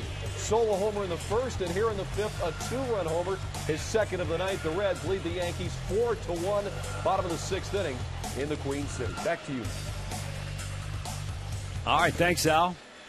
Here it's a 4-1 Indians lead. They got 2 in the third and now 2 here in the sixth. And looking for more. Nobody out. Carlos Santana coming to the plate. Walked his last time up. Clayton Mortensen is starting to get loose in the Colorado bullpen. Santana takes a strike.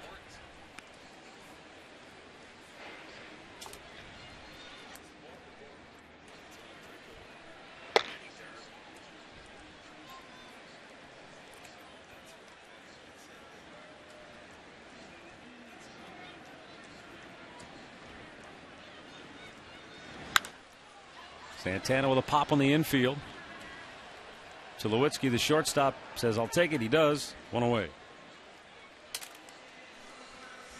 Log on to STOHD.com and you can buy a $30 gift certificate from the Barley House on West 6th Street downtown, and you'll get a $30 gift card free. Enjoy over 20 craft beers on tap, sidewalk cafe seating, and 50-inch flat screen TVs throughout the bar. The Barley House. Sit long, talk much, laugh often. Click on STOHD.com and get your buy one, get one free $30 gift card.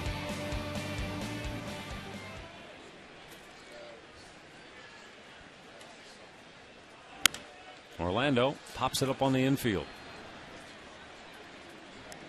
2 down.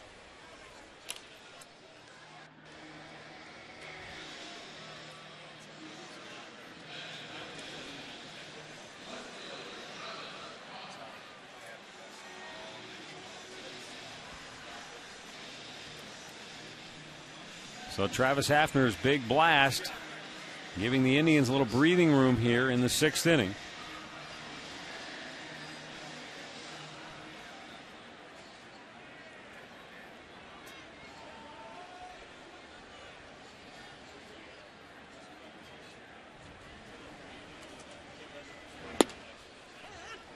Travis Buck doubled and scored in the third, flied to center in the fifth.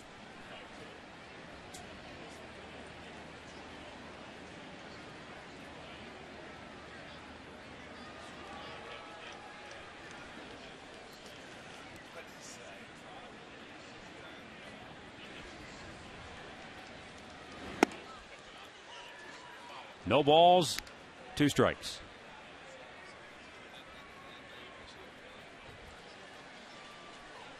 Tigers won earlier today out in Los Angeles. So the Indians, if they win the night, they stay in front by a game. Looking for their 40th win on the year.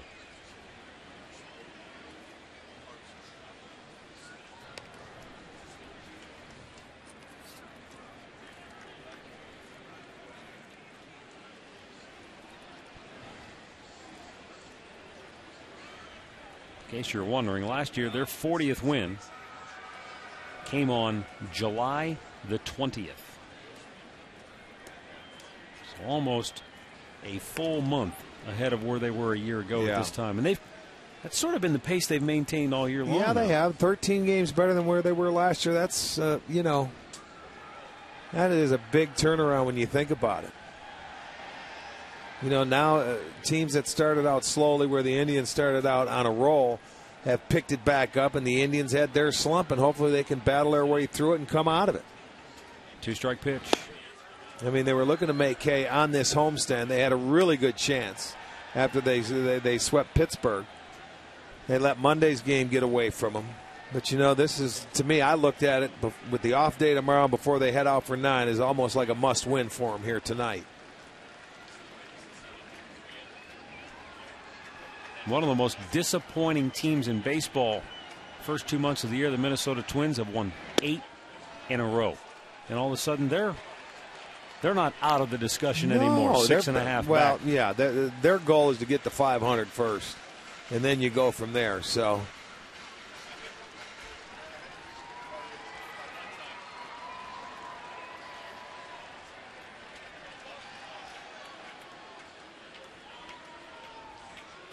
And that's what's tough when you're in the position Minnesota's in. You win 8 straight, and you're still 7 below the break-even mark. Well, and you're not going to maintain that pace. You're going to have your streaks, and what comes after good winning streaks is a pretty nice losing streak as well, because Sometimes. you can't maintain the good. The baseball gods don't stay with you for that long. Sooner or later you catch breaks. If there's a team that knows about the baseball gods staying with you, it's this Rockies team. Remember in 07, they ran the table practically in the month of September. Yes, they did. And then got themselves. But they went in the 21 World out of Series. 22 or something like that. Crazy. Yeah, it was.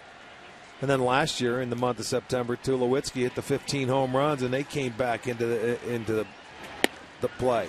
All 4, he walked him. This may do it for him. It's his second walk of the inning. 2 on, 2 out. Jim Tracy mulls it over. Let's take a look at our Miller Taste Greatness moment. We were just mentioning this Rockies club in 07. While we were celebrating the Indians' run to the ALCS, fans in Denver were delirious over the way the Rockies stormed back in the month of September, took the division. Actually, they had a playoff to get into the playoffs. Right, against San Diego. Which was an unbelievable finish with a play at the plate. And then they end up going to the World Series. Yeah, it was a great turnaround for them. Hanahan on the first pitch, grounds to second. And the inning is over. But the Indians on Travis Hafner's 2-run rocket to right field now lead it 4-1.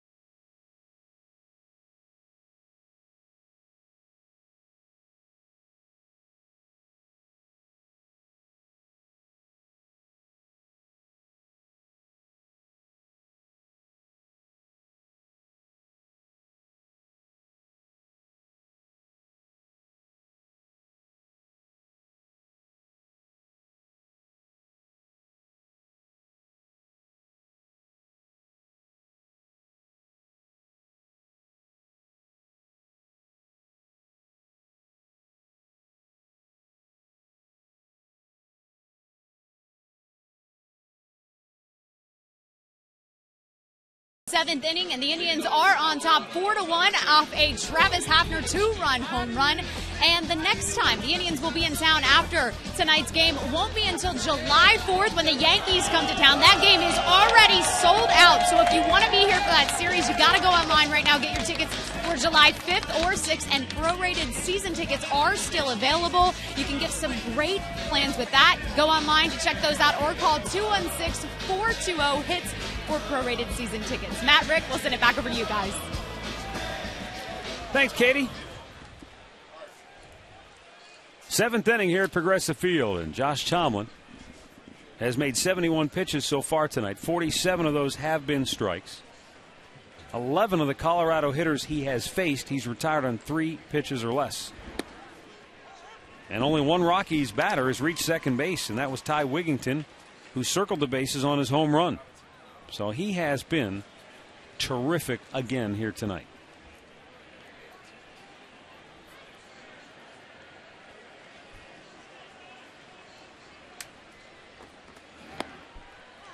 And Tulowitzki, 0 for 2 this evening, looks at a first pitch strike.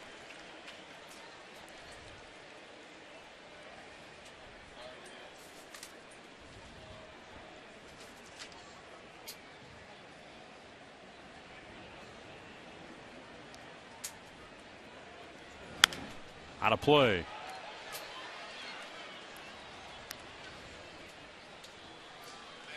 Well, and here's Josh Tomlin again. He's gone at least 6 innings in 13 of his 14 starts. You talk about consistency.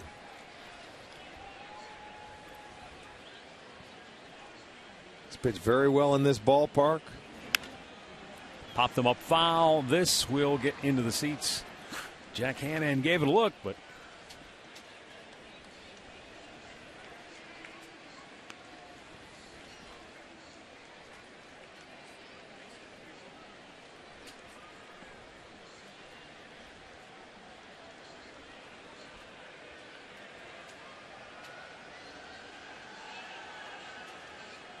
now the 2-strike pitch.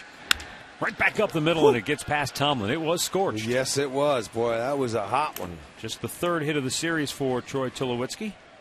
And the Rockies get their leadoff man aboard for the first time tonight. That's one where you're just happy you get out of the way. He did throw a token glove down there, but that ball was smoked right back up the middle. Watch, it's just reaction. Whoa, you're not going to go after it. And that's a lot of times pitchers will go after a ball thinking that it's hit that hard all the time. But a lot of times they get change-ups. Not that time.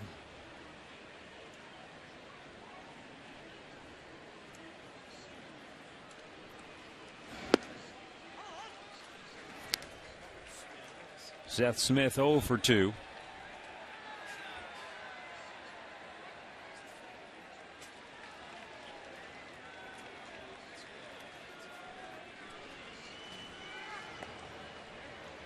Tulowitzki, half dozen steals on the year, but down 3, unlikely that he'd be taken off. No, you wouldn't think so unless you absolutely. Tom, nobody's stolen a base off him this year because he does that good of a job of holding the runners. He's so quick to home plate. He gives his catcher a chance. Indians bullpen just now starting to get busy. You know what's funny? Yeah, they're just going to get up and start throwing. They haven't even thrown a pitch yet. Nobody has even attempted a stolen base off him this year because he holds it. He's quick to the plate. And first of all, he doesn't give up a lot of hits to begin with. That's hard to believe that this is his 15th start. Right. Nobody's even attempted a steal. It's like a left-hander when you think about it. Remember they said he knows how to control a running game. He fields his position well. He is about 1.1 delivering the ball to home plate. The average is 1.3. So, and he varies his delivery. He's very quick to the plate. So it's that's one of the things he didn't have to learn, where a lot of younger pitchers have to learn how to control a running game up here. Fouled on the right side. But you're right. Start number 15 and no attempts. You would think it's Terry Mulholland on the mound or something like that. Well, I think part of that, too, is the fact that in a lot of his starts, he throws a lot of strikes. He doesn't walk many people. So he's probably, I'd like to go back and look how many times leadoff men are even on against him in an inning. Well, that's why he averages, I think it's better than 14, less than 14 pitches an inning. Just a hair over 14. And, you know, anybody goes in there and say, if you can throw 15 pitches an inning, you can give me 7 innings because that's around the 100-pitch mark. Well, this guy's under 15. And this is through his first 15 starts. That's why he'll give up home runs. So I told you he gave up the home run today. Right. But 12 of the home runs he's given up, 8 of them have been solo shots. Back out of play. It stays 1-2. And I mean, this is for something for all the kids in the minor leagues to look up and watch Tomlin do what he's doing at the major league level and say, hey, if you can command the fastball and keep hitters off stride and know what you're doing and know how to pitch, you don't have to throw 95 to come up here and succeed. And you don't have to strike everybody out. Right. He has 2 Ks tonight. Don't walk them. Let them put in play. Let your defense work. The 1-2. Swung nice on and missed. changeup. And he gets his third strikeout of the night. One down here in the 7th. The other thing Josh Tomlin has that I don't think you can really teach. You can talk to players about it when they're young, but he has just tremendous poise and composure. When he's on the mound, when the game gets tough, you don't see him rattle. You don't see his eyes widen.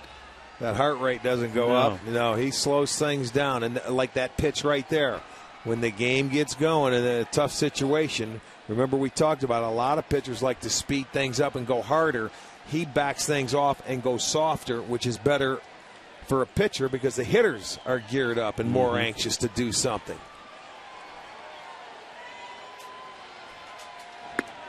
Ty Wigington, who homered off Tomlin, kind of double clutched and took it for a strike. Yeah, he hung one to Wigington the first time.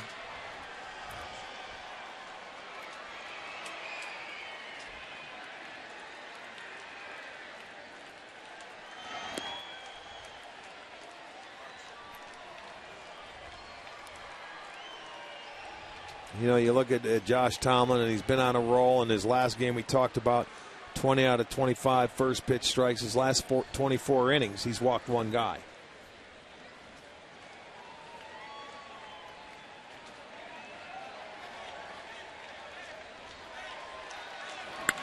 That's drilled. Hung him another one. Deep left and way out of here.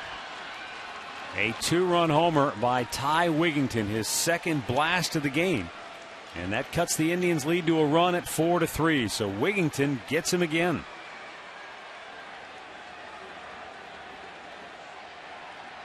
That might have been the same pitch that he hit out the last at bat.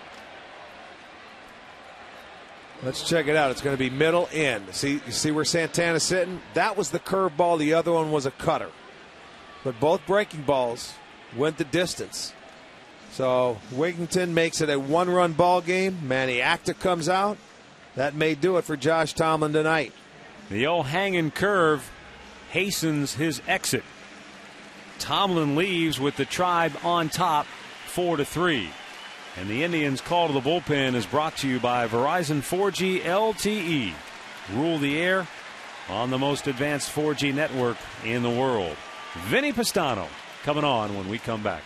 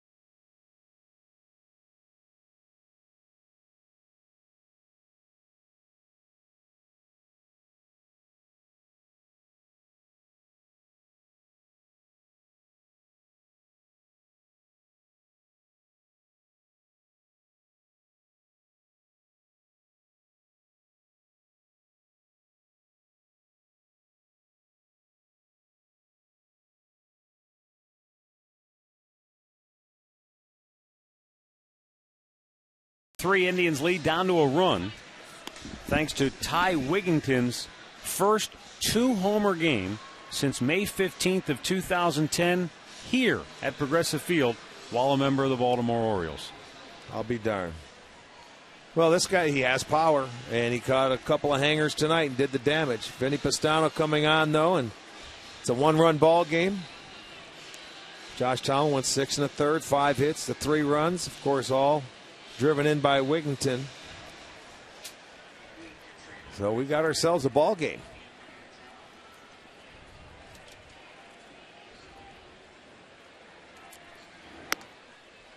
It's up high. Ball one to Chris Nelson, who is 0 for 2.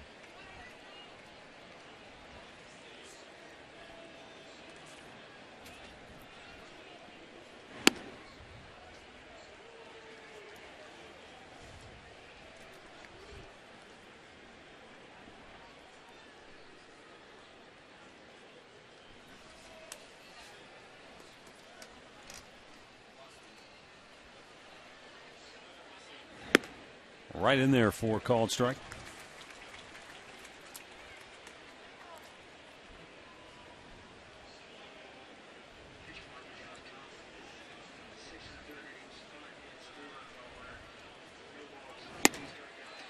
Blew it by him, 2-2.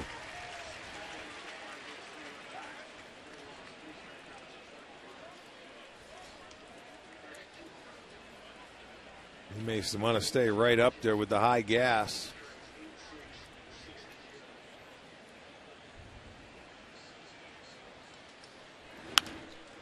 Out of play. It stays 2-2.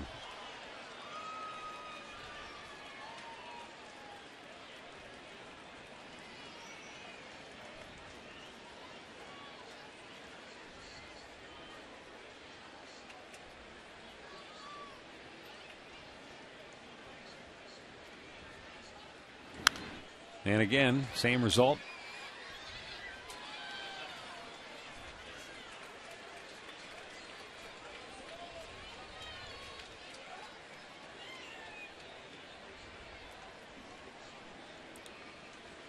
Vinny Pistano into the ball game with 1 out in the 7th inning. Tribe clinging to a 1-run lead now. That was a good-looking off-speed pitch. That was a nice slider, and he's hanging tough. Nelson's fouled off 3 straight, couple of fastballs, and the slider right there. That was a really good and unique perspective on that slider from behind home plate, wasn't it? Yeah. That's what separates the men from the boys. If you can stay in there and just put it in play. Did not stick. Well, this kid is making them work. It's been an 8-pitch at bat, 6 for strikes for Pistano. Left-hander Rex Brothers loosening for Colorado.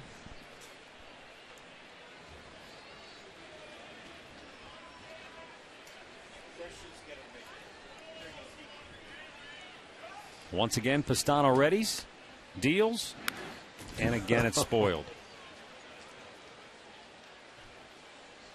Santana going out. Okay, maybe we might want to try something different. Well, you know what? You just take a little breather. Go over it here. You got a 2-2 count. You're certainly not. You don't want to put him on or walk him. If he's going to have to get on, he's going to have to hit his way on. I like that high fastball. He went with a couple of high fastballs after he swung and missed one, but they were out over the plate. Throw him one upstairs and in.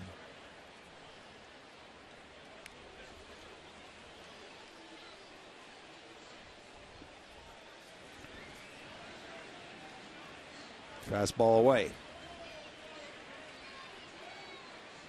There it is. That's what I wanted right there. He missed his target, but he missed it in a good spot. Right. And he gets the strikeout, 2 down. Yeah, he elevated, but watch the run inside. They wanted it away, but that ball up and in, you can't get the barrel head of the bat in there. That's that spot, I think, every hitter. When you're throwing 92, 93, that's a hole for every hitter right there if you can locate it there. He was trying to go down and away. Good slider in for a strike. Ryan Spilborgh's 0 for 2 tonight. Grounded to short back into third, as you see there, and then flied to right in the 5th. And it's quickly 0-2.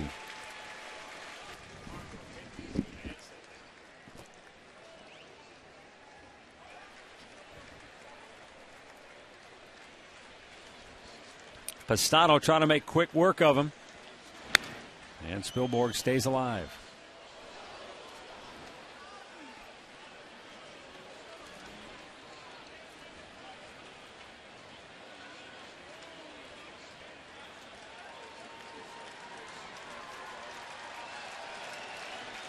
Pistano's 2-strike pitch, a little bit wide.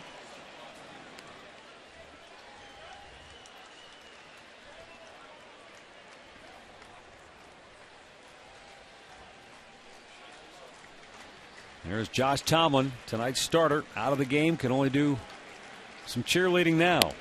Wide from Pistano, 2-2.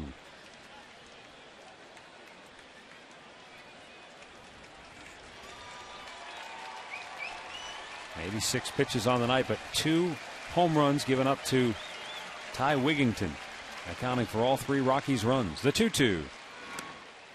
Full count. When was the last time you suppose Boston? I was just looking at the scoreboard. Boston had 10 hits at Fenway Park and managed only 1 run in a game. That's got to be pretty rare, I would think. Rare. I remember when Jake Westbrook went in there and gave up 15 hits and got a win. But you're right, 1 run, 10 hits. That's rare for them. Swung out and missed. Pistano got him. He strikes out the 2 he faces and gets the Indians to the 7th inning stretch with a 4-3 lead. The stretch is brought to you by Cleveland Clinic. Hey, Tribe fans, time to get up and move it.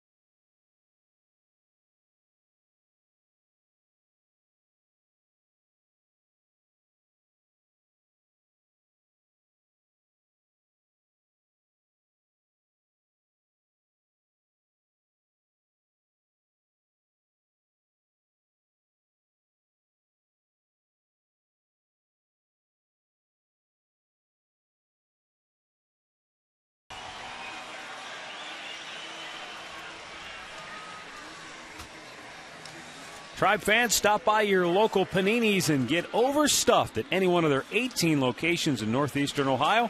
To find the one closest to you, visit paninisgrill.com.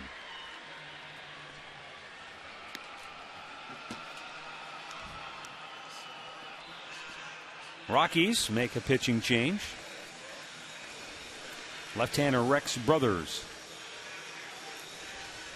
will come on now to work this 7th inning in relief of Rocky starter Jason Hamill, who went 6 innings and allowed 4 runs tonight.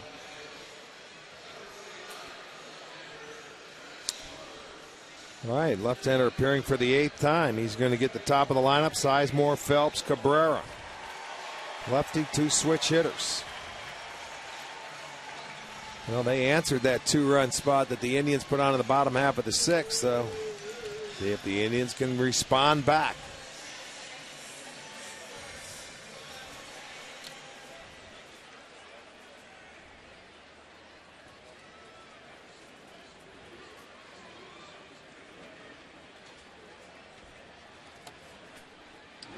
Grady Sizemore went after that first pitch, fouled it straight back. Grady drove in a run, the first run of the night. Back in the 3rd with a base hit to right field. Walked his last time up.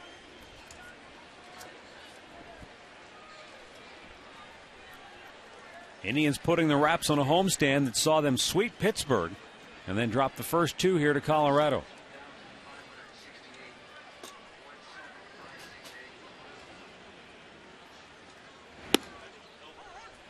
No balls, 2 strikes.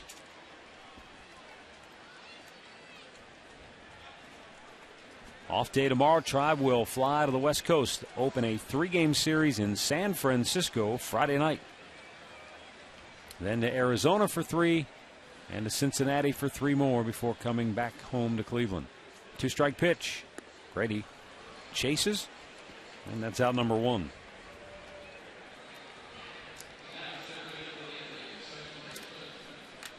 Tomorrow afternoon, join Bruce Drennan live from Fricker's Restaurant in Toledo, just outside Fifth Third Field. Then stay tuned as the Mud Hens welcome the Columbus Clippers to town. All bets are off live from Toledo at 3, followed by the Mud Hens and Clippers at 7 tomorrow right here on STO.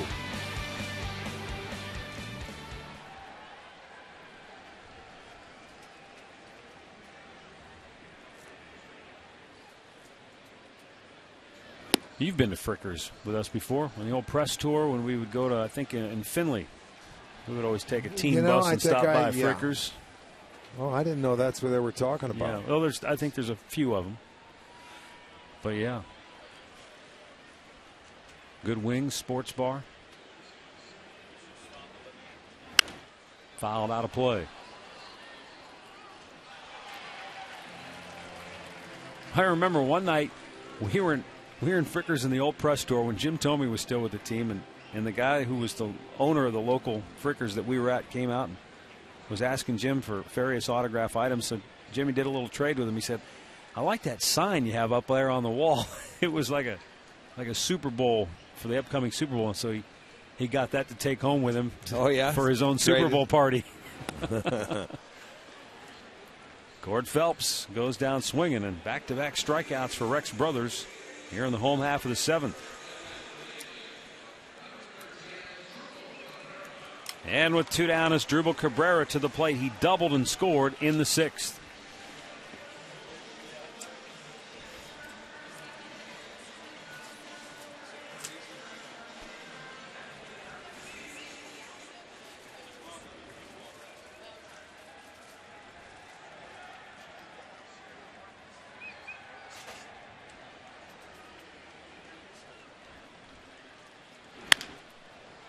Bounce to short. And a quick 1-2-3 inning for Rex Brothers. But the Indians still lead it 4-3 as we go to the 8th.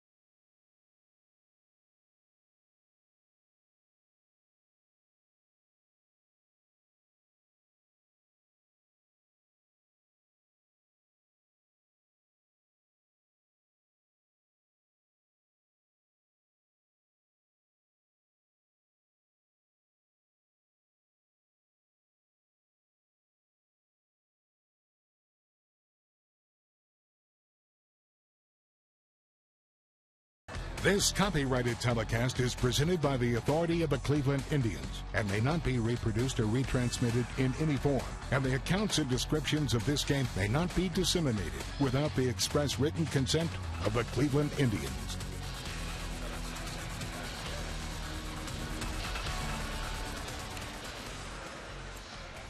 Back here at Progressive Field, kids getting a little ornery. Tribe with a 4-3 lead. Too many sweets. Trying to give Dad a karate kick to the head. Too many sweets. Jack Hanahan moves from first to third. Cabrera goes from third to second. Santana goes from catcher to first. And Lou Marson is in the game behind the plate.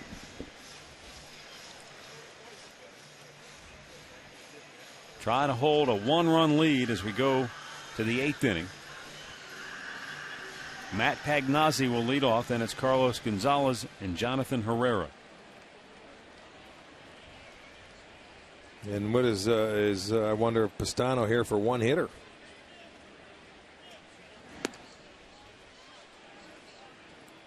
I think he did this. Where were we? Was it New York or Detroit? He brought him back out for the right-hander before he went. Mm-hmm. You know, after getting it out in the 8th or 7th or 8th. Swung out and missed.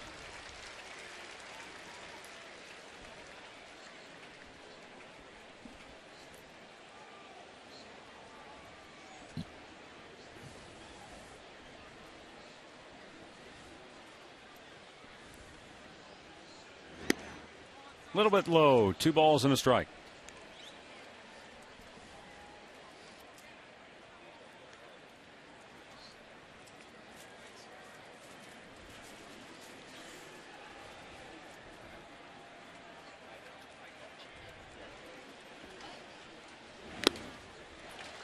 And that'll even it up at 2 balls and 2 strikes.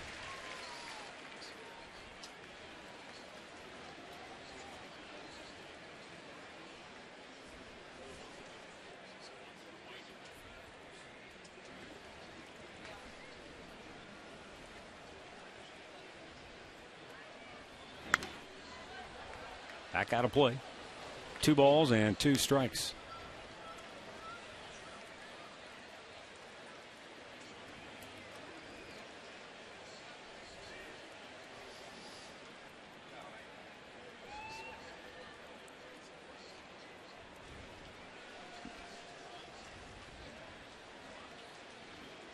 Pagnazzi awaits the 2-2.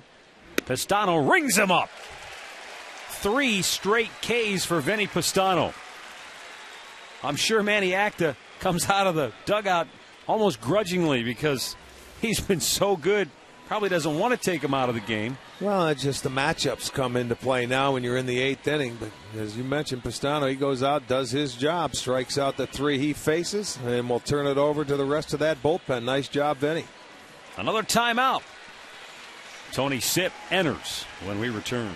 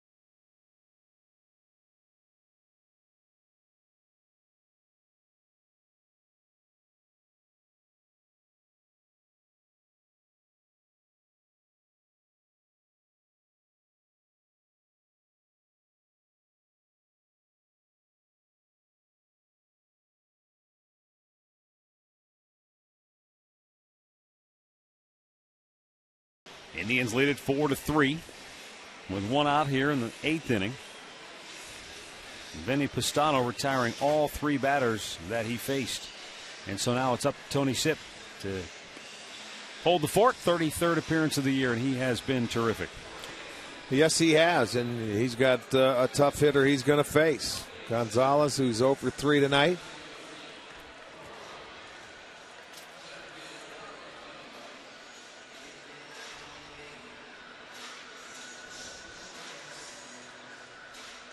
But the way they want it, they have it set up. The 1-run lead going into the late part of the ball game with your bullpen, who has been pitching lights out. Carlos Gonzalez 0 for 3. He has been called out on strikes. He has flied to center and grounded to second.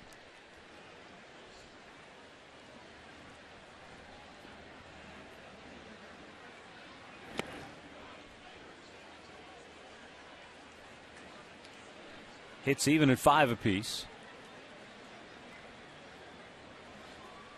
Gonzalez has really had his way in the first 2 games of the series. He had 3 hits in his first 3 trips to the plate to open the series, and then 2 more hits last night, including a double.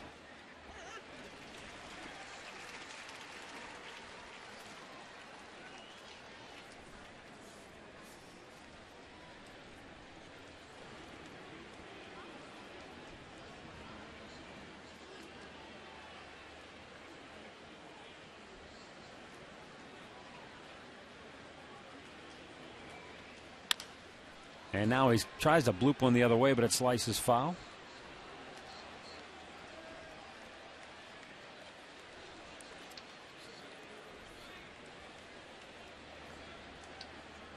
And a very nice gesture. Who wants it? I keep passing it around.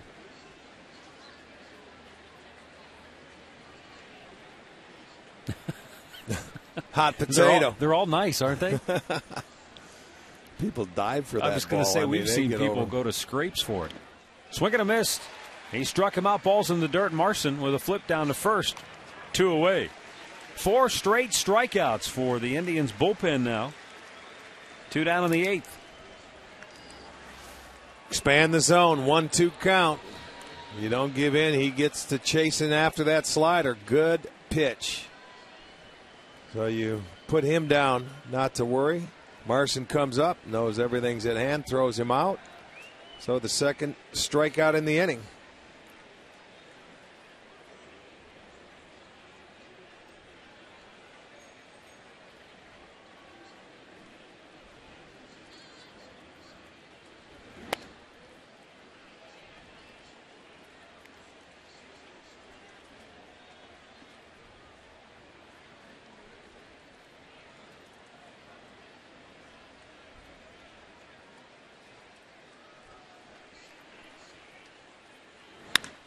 There's a drive deep down the left side, but he's out in front of it, and it goes up into the seats.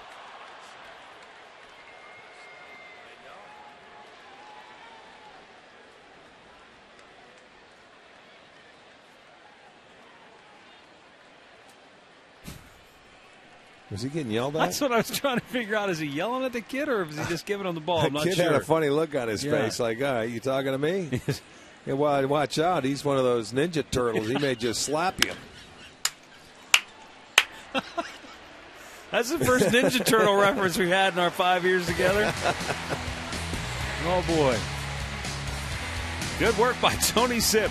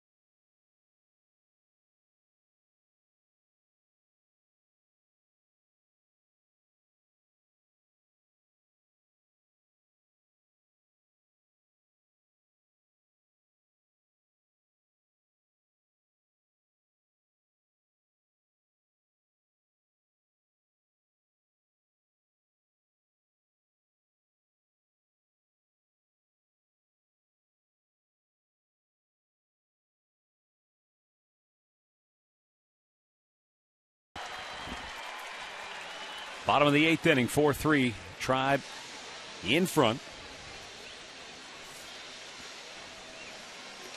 Travis Hafner, Shin-Soo Choo, and Carlos Santana. Rex Brothers worked a 1-2-3 7th, and he did it rather quickly.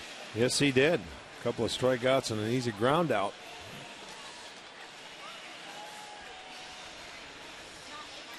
Well, the first two games in this series, 1 run. Ball games last night was 4-3 in favor of Colorado. Monday night, 8-7 in favor of the Rocks. So the Indians are trying to return the favor and end this homestand on a good note.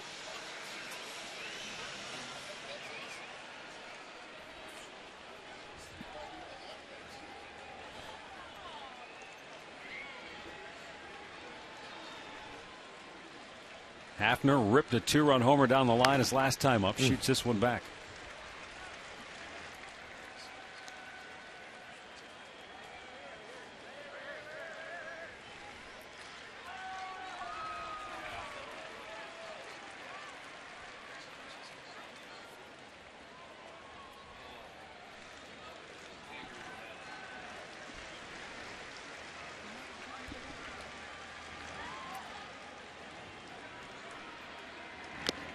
Foul tipped it. No balls, 2 strikes.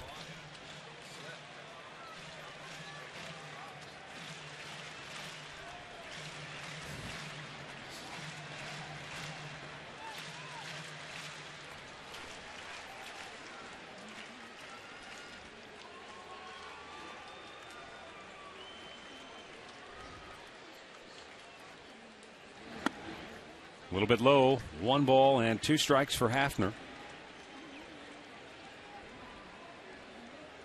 Back in that 6th inning, after Asdrubal Cabrera doubled to start the frame, Hafner got a pitch on the inside part of the plate. He turned on it in a hurry and barreled it right down the line. Sent it screaming down toward the Rockies bullpen.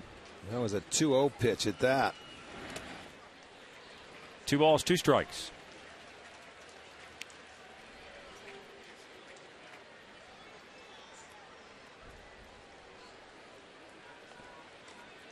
White Sox shutting out the Chicago Cubs 3-0 in the 4th inning at U.S. Cellular Field.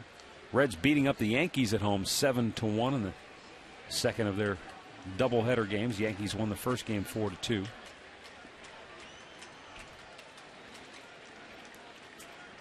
Two pitch. Struck him out. 1 down here in the 8th.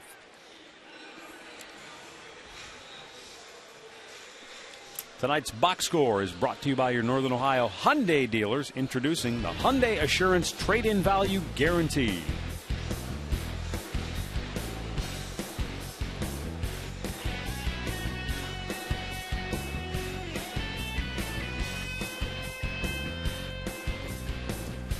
Here is Shin-Soo Choo.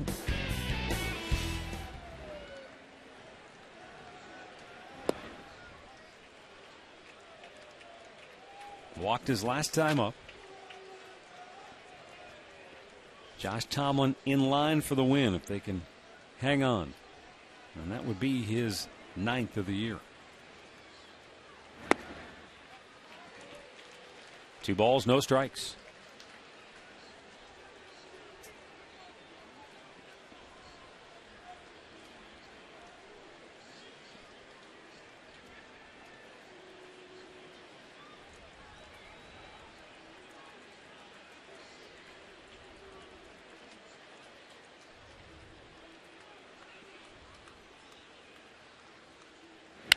Choo with a rocket deep right field. Smith out of room, and it hits off the top of the fence. And Choo, rolling into second base, goes in safely with a double. Liking it, huh? Another line drive. He is starting to find it, man. Yes, he is. It's another line drive off the left-hander on a breaking ball, the 3rd double of the night. And this one, hit halfway up on the wall, almost hit a homer here. So another good at-bat by, he got the fastball. Got the fastball. I thought it was a breaking ball, but no siree. Tried to run the heater by him, and Choo was all over it. You can see that ball. Missed. Well, yes, it did by about a foot or 2. He gets into second base for Choo, his 10th double of the year. So the Indians with a good opportunity now, a little insurance run out there for him.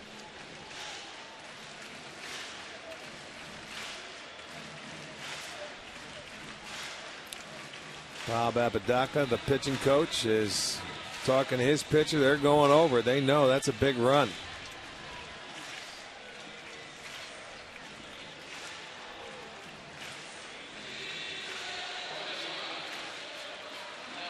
Matt Belisle, the winner in last night's ball game, is up.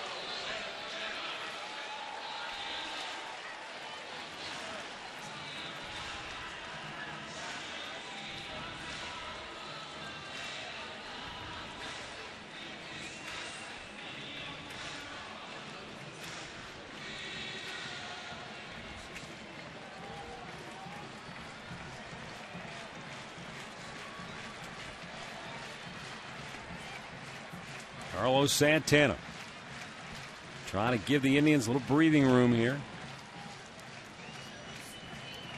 Carlos 0 for 2 with a walk. 3 for 9 in the series with a homer.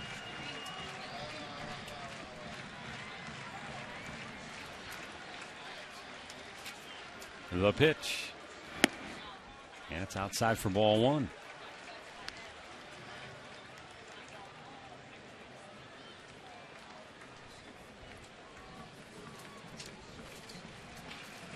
That's what the Indians have done tonight, Matt. They've had 3 hits on 2-0 counts that have really done the damage. Sizemore had the RBI single on a 2-0 count in the bottom of the third.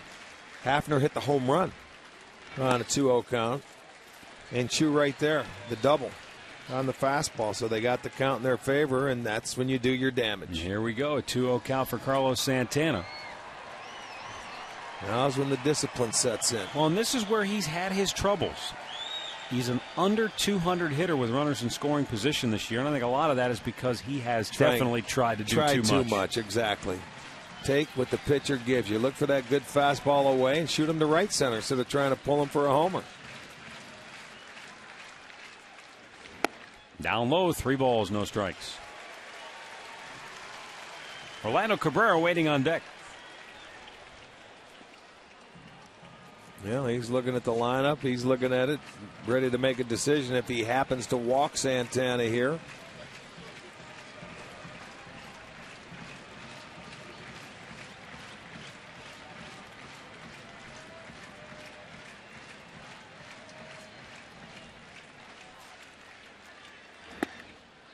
And a strike call, 3-1.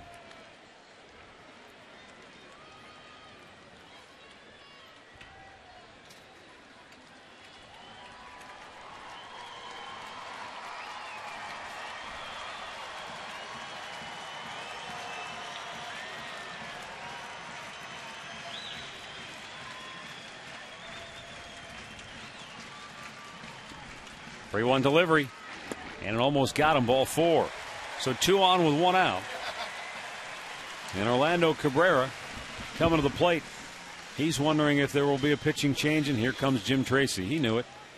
He knew the Rockies manager would go to the right-hander here, and he will. So we've got a timeout at Progressive Field with the Tribe threatening to add to a 1-run lead with 2 on and 1 out. They're on top 4-3, and we'll be right back.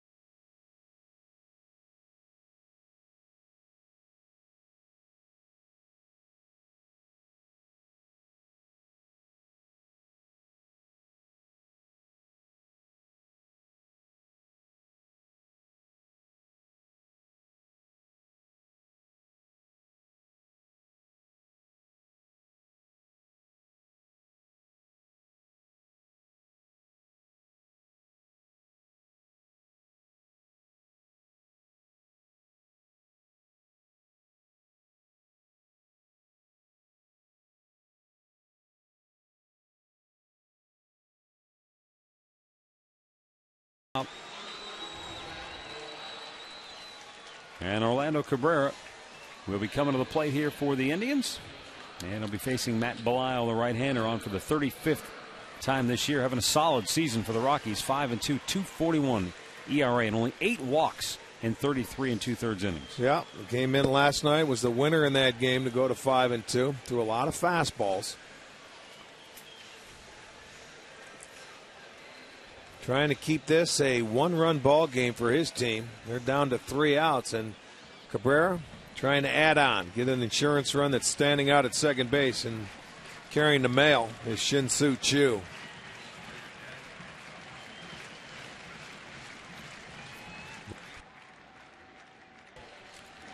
Down low. It's ball 1 to Orlando.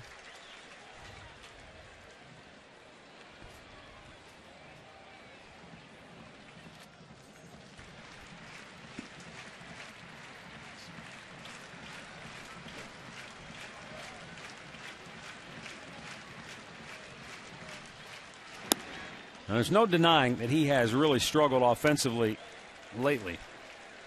But you can't discount how many big hits he had early in the year. That was a big part of why the Indians got off to such a great start. When you get 2,000 hits and you played as long as he has, when the situation's on the line, you get geared up, man. You get ready for the situation. I think you get just zoned in so much more. Sometimes you'll have a tendency maybe to give some at-bats away. He won't here. The 2-0. Okay. He takes a strike. Not one he liked. Going to make him get in there and throw a strike.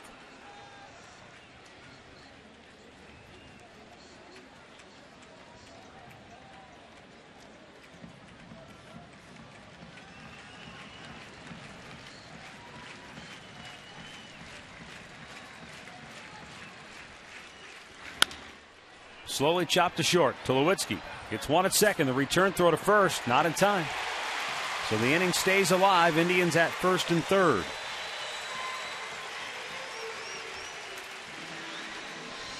And with 2 down, it'll be up to Travis Buck to try and get the Indians some insurance. He rolls over on this ball. Just wasn't hit hard enough. They wanted to turn that double play. It's close at first base. But he just does beat it out. Give yourself one more chance. And I'll tell you, when you go down the line, that's one extra out you get in the inning for hustling down there and just beating out that double play ball.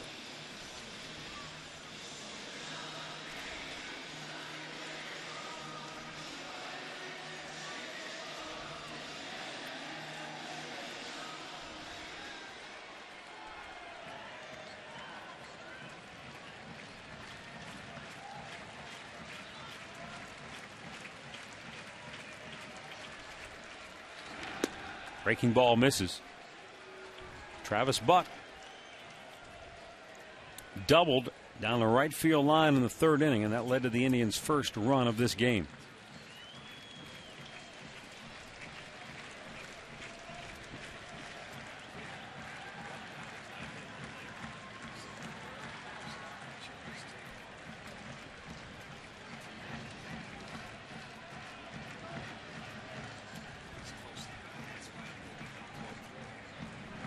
Chu, who doubled, is at third. Cabrera is at first. The outfield plays Buck straight away. The 1-0 caught the corner.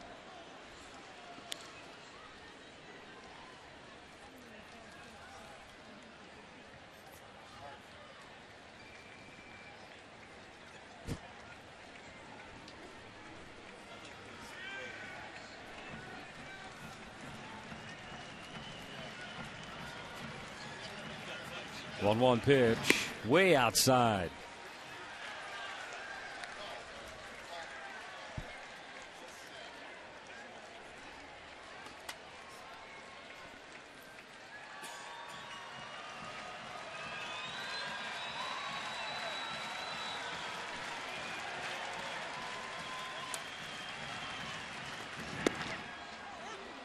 Two balls, 2 strikes.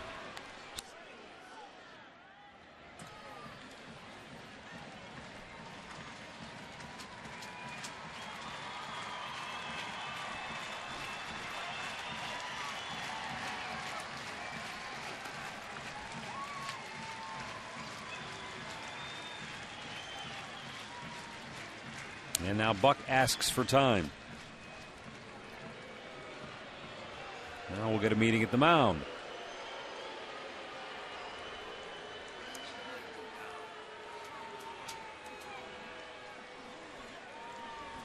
I'm a little surprised that Cabrera is still on first base. They have sort of been rolling behind him. They haven't been holding him on at first base. I would have been taken off a long time ago. If they choose to throw through, which I don't think they would have because where they're playing them, and they were like this the whole at bat. Go ahead and take off. The 2-2 runner holds and swing and a miss. We go to the ninth, 4-3 Cleveland.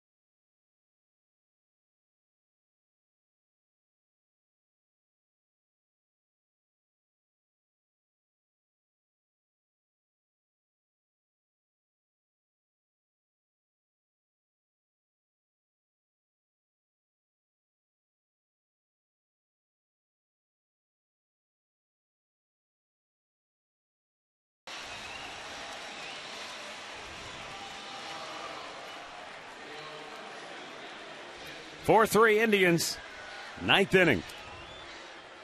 Chris Perez looking for his 18th save of the year.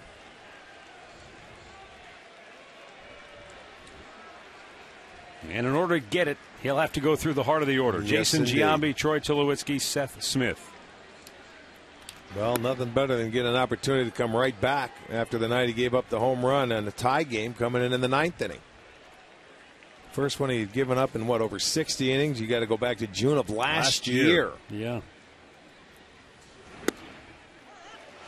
So an opportunity to get right back on the bump tonight and come back and save it for your starter. A couple of guys that big impact in tonight's game. Pastano went an inning, 3 strikeouts. Sip 2/3, had a strikeout. Strike 2 called.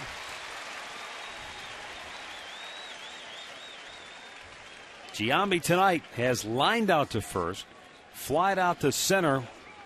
It was a great diving catch by Sizemore, and then he popped up on the infield his last time up. Perez deals, and Giambi shoots it back.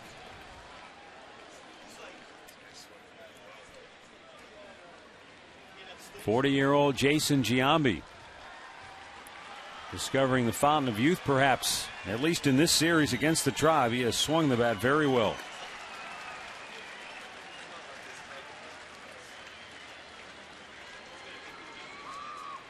One-two.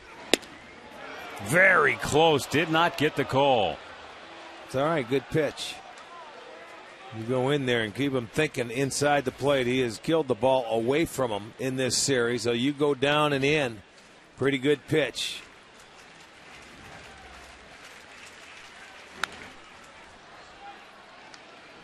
Count remains 2-2.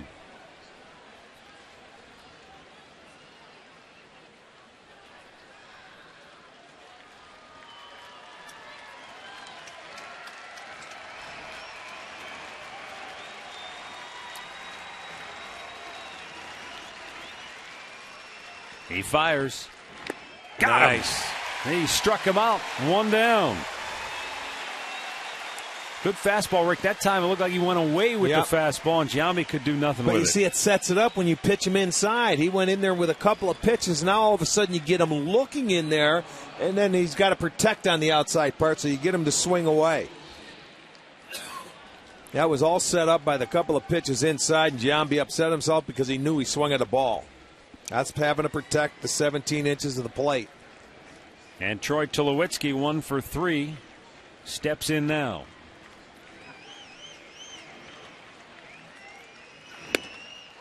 And he paints the outside corner.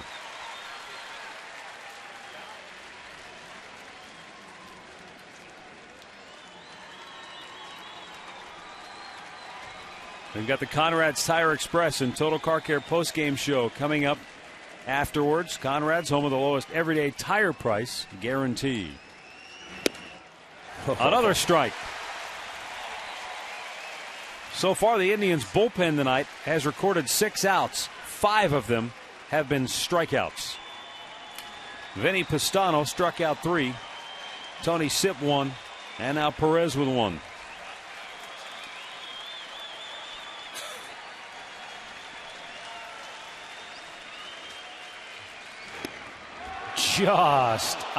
Just missed.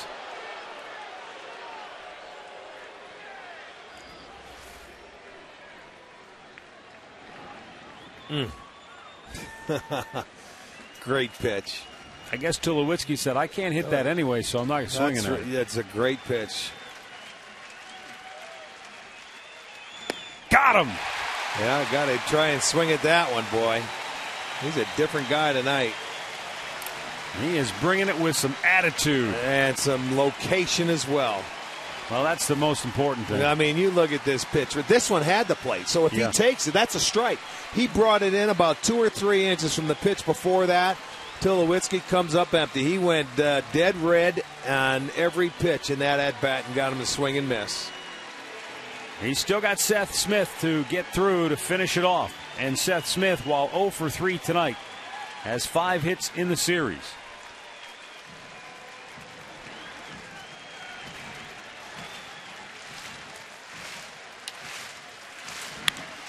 Popped up foul. Out of play. Smith hit the hanging slider last night off Chris to give him the 4-3 win.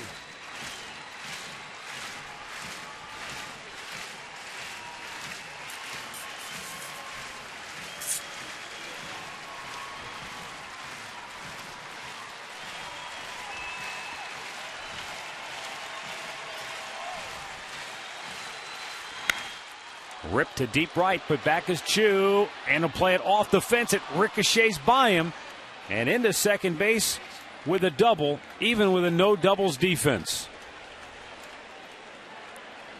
Well, that ball was smoked. He's lucky it didn't get out of the park. I want to see the location of this one because this one was a line shot, and you're right, over the head. I thought it was going to be in the tracks at Chu, but he just hammered it. He hit a slider last night. This is a fastball. Oh, boy, middle of the plate. You cannot make a mistake in a one-run game with your fastball. Middle of the plate. He's lucky there. It was just a double. Off the wall. But still 2 outs. Get the hitter. Ty Wigington, the batter. 2 for 3 tonight. He has homered twice. Both of those came off Josh Tomlin. This one to center field. Grady Sizemore is there, and the Indians win it by a final score of 4-3.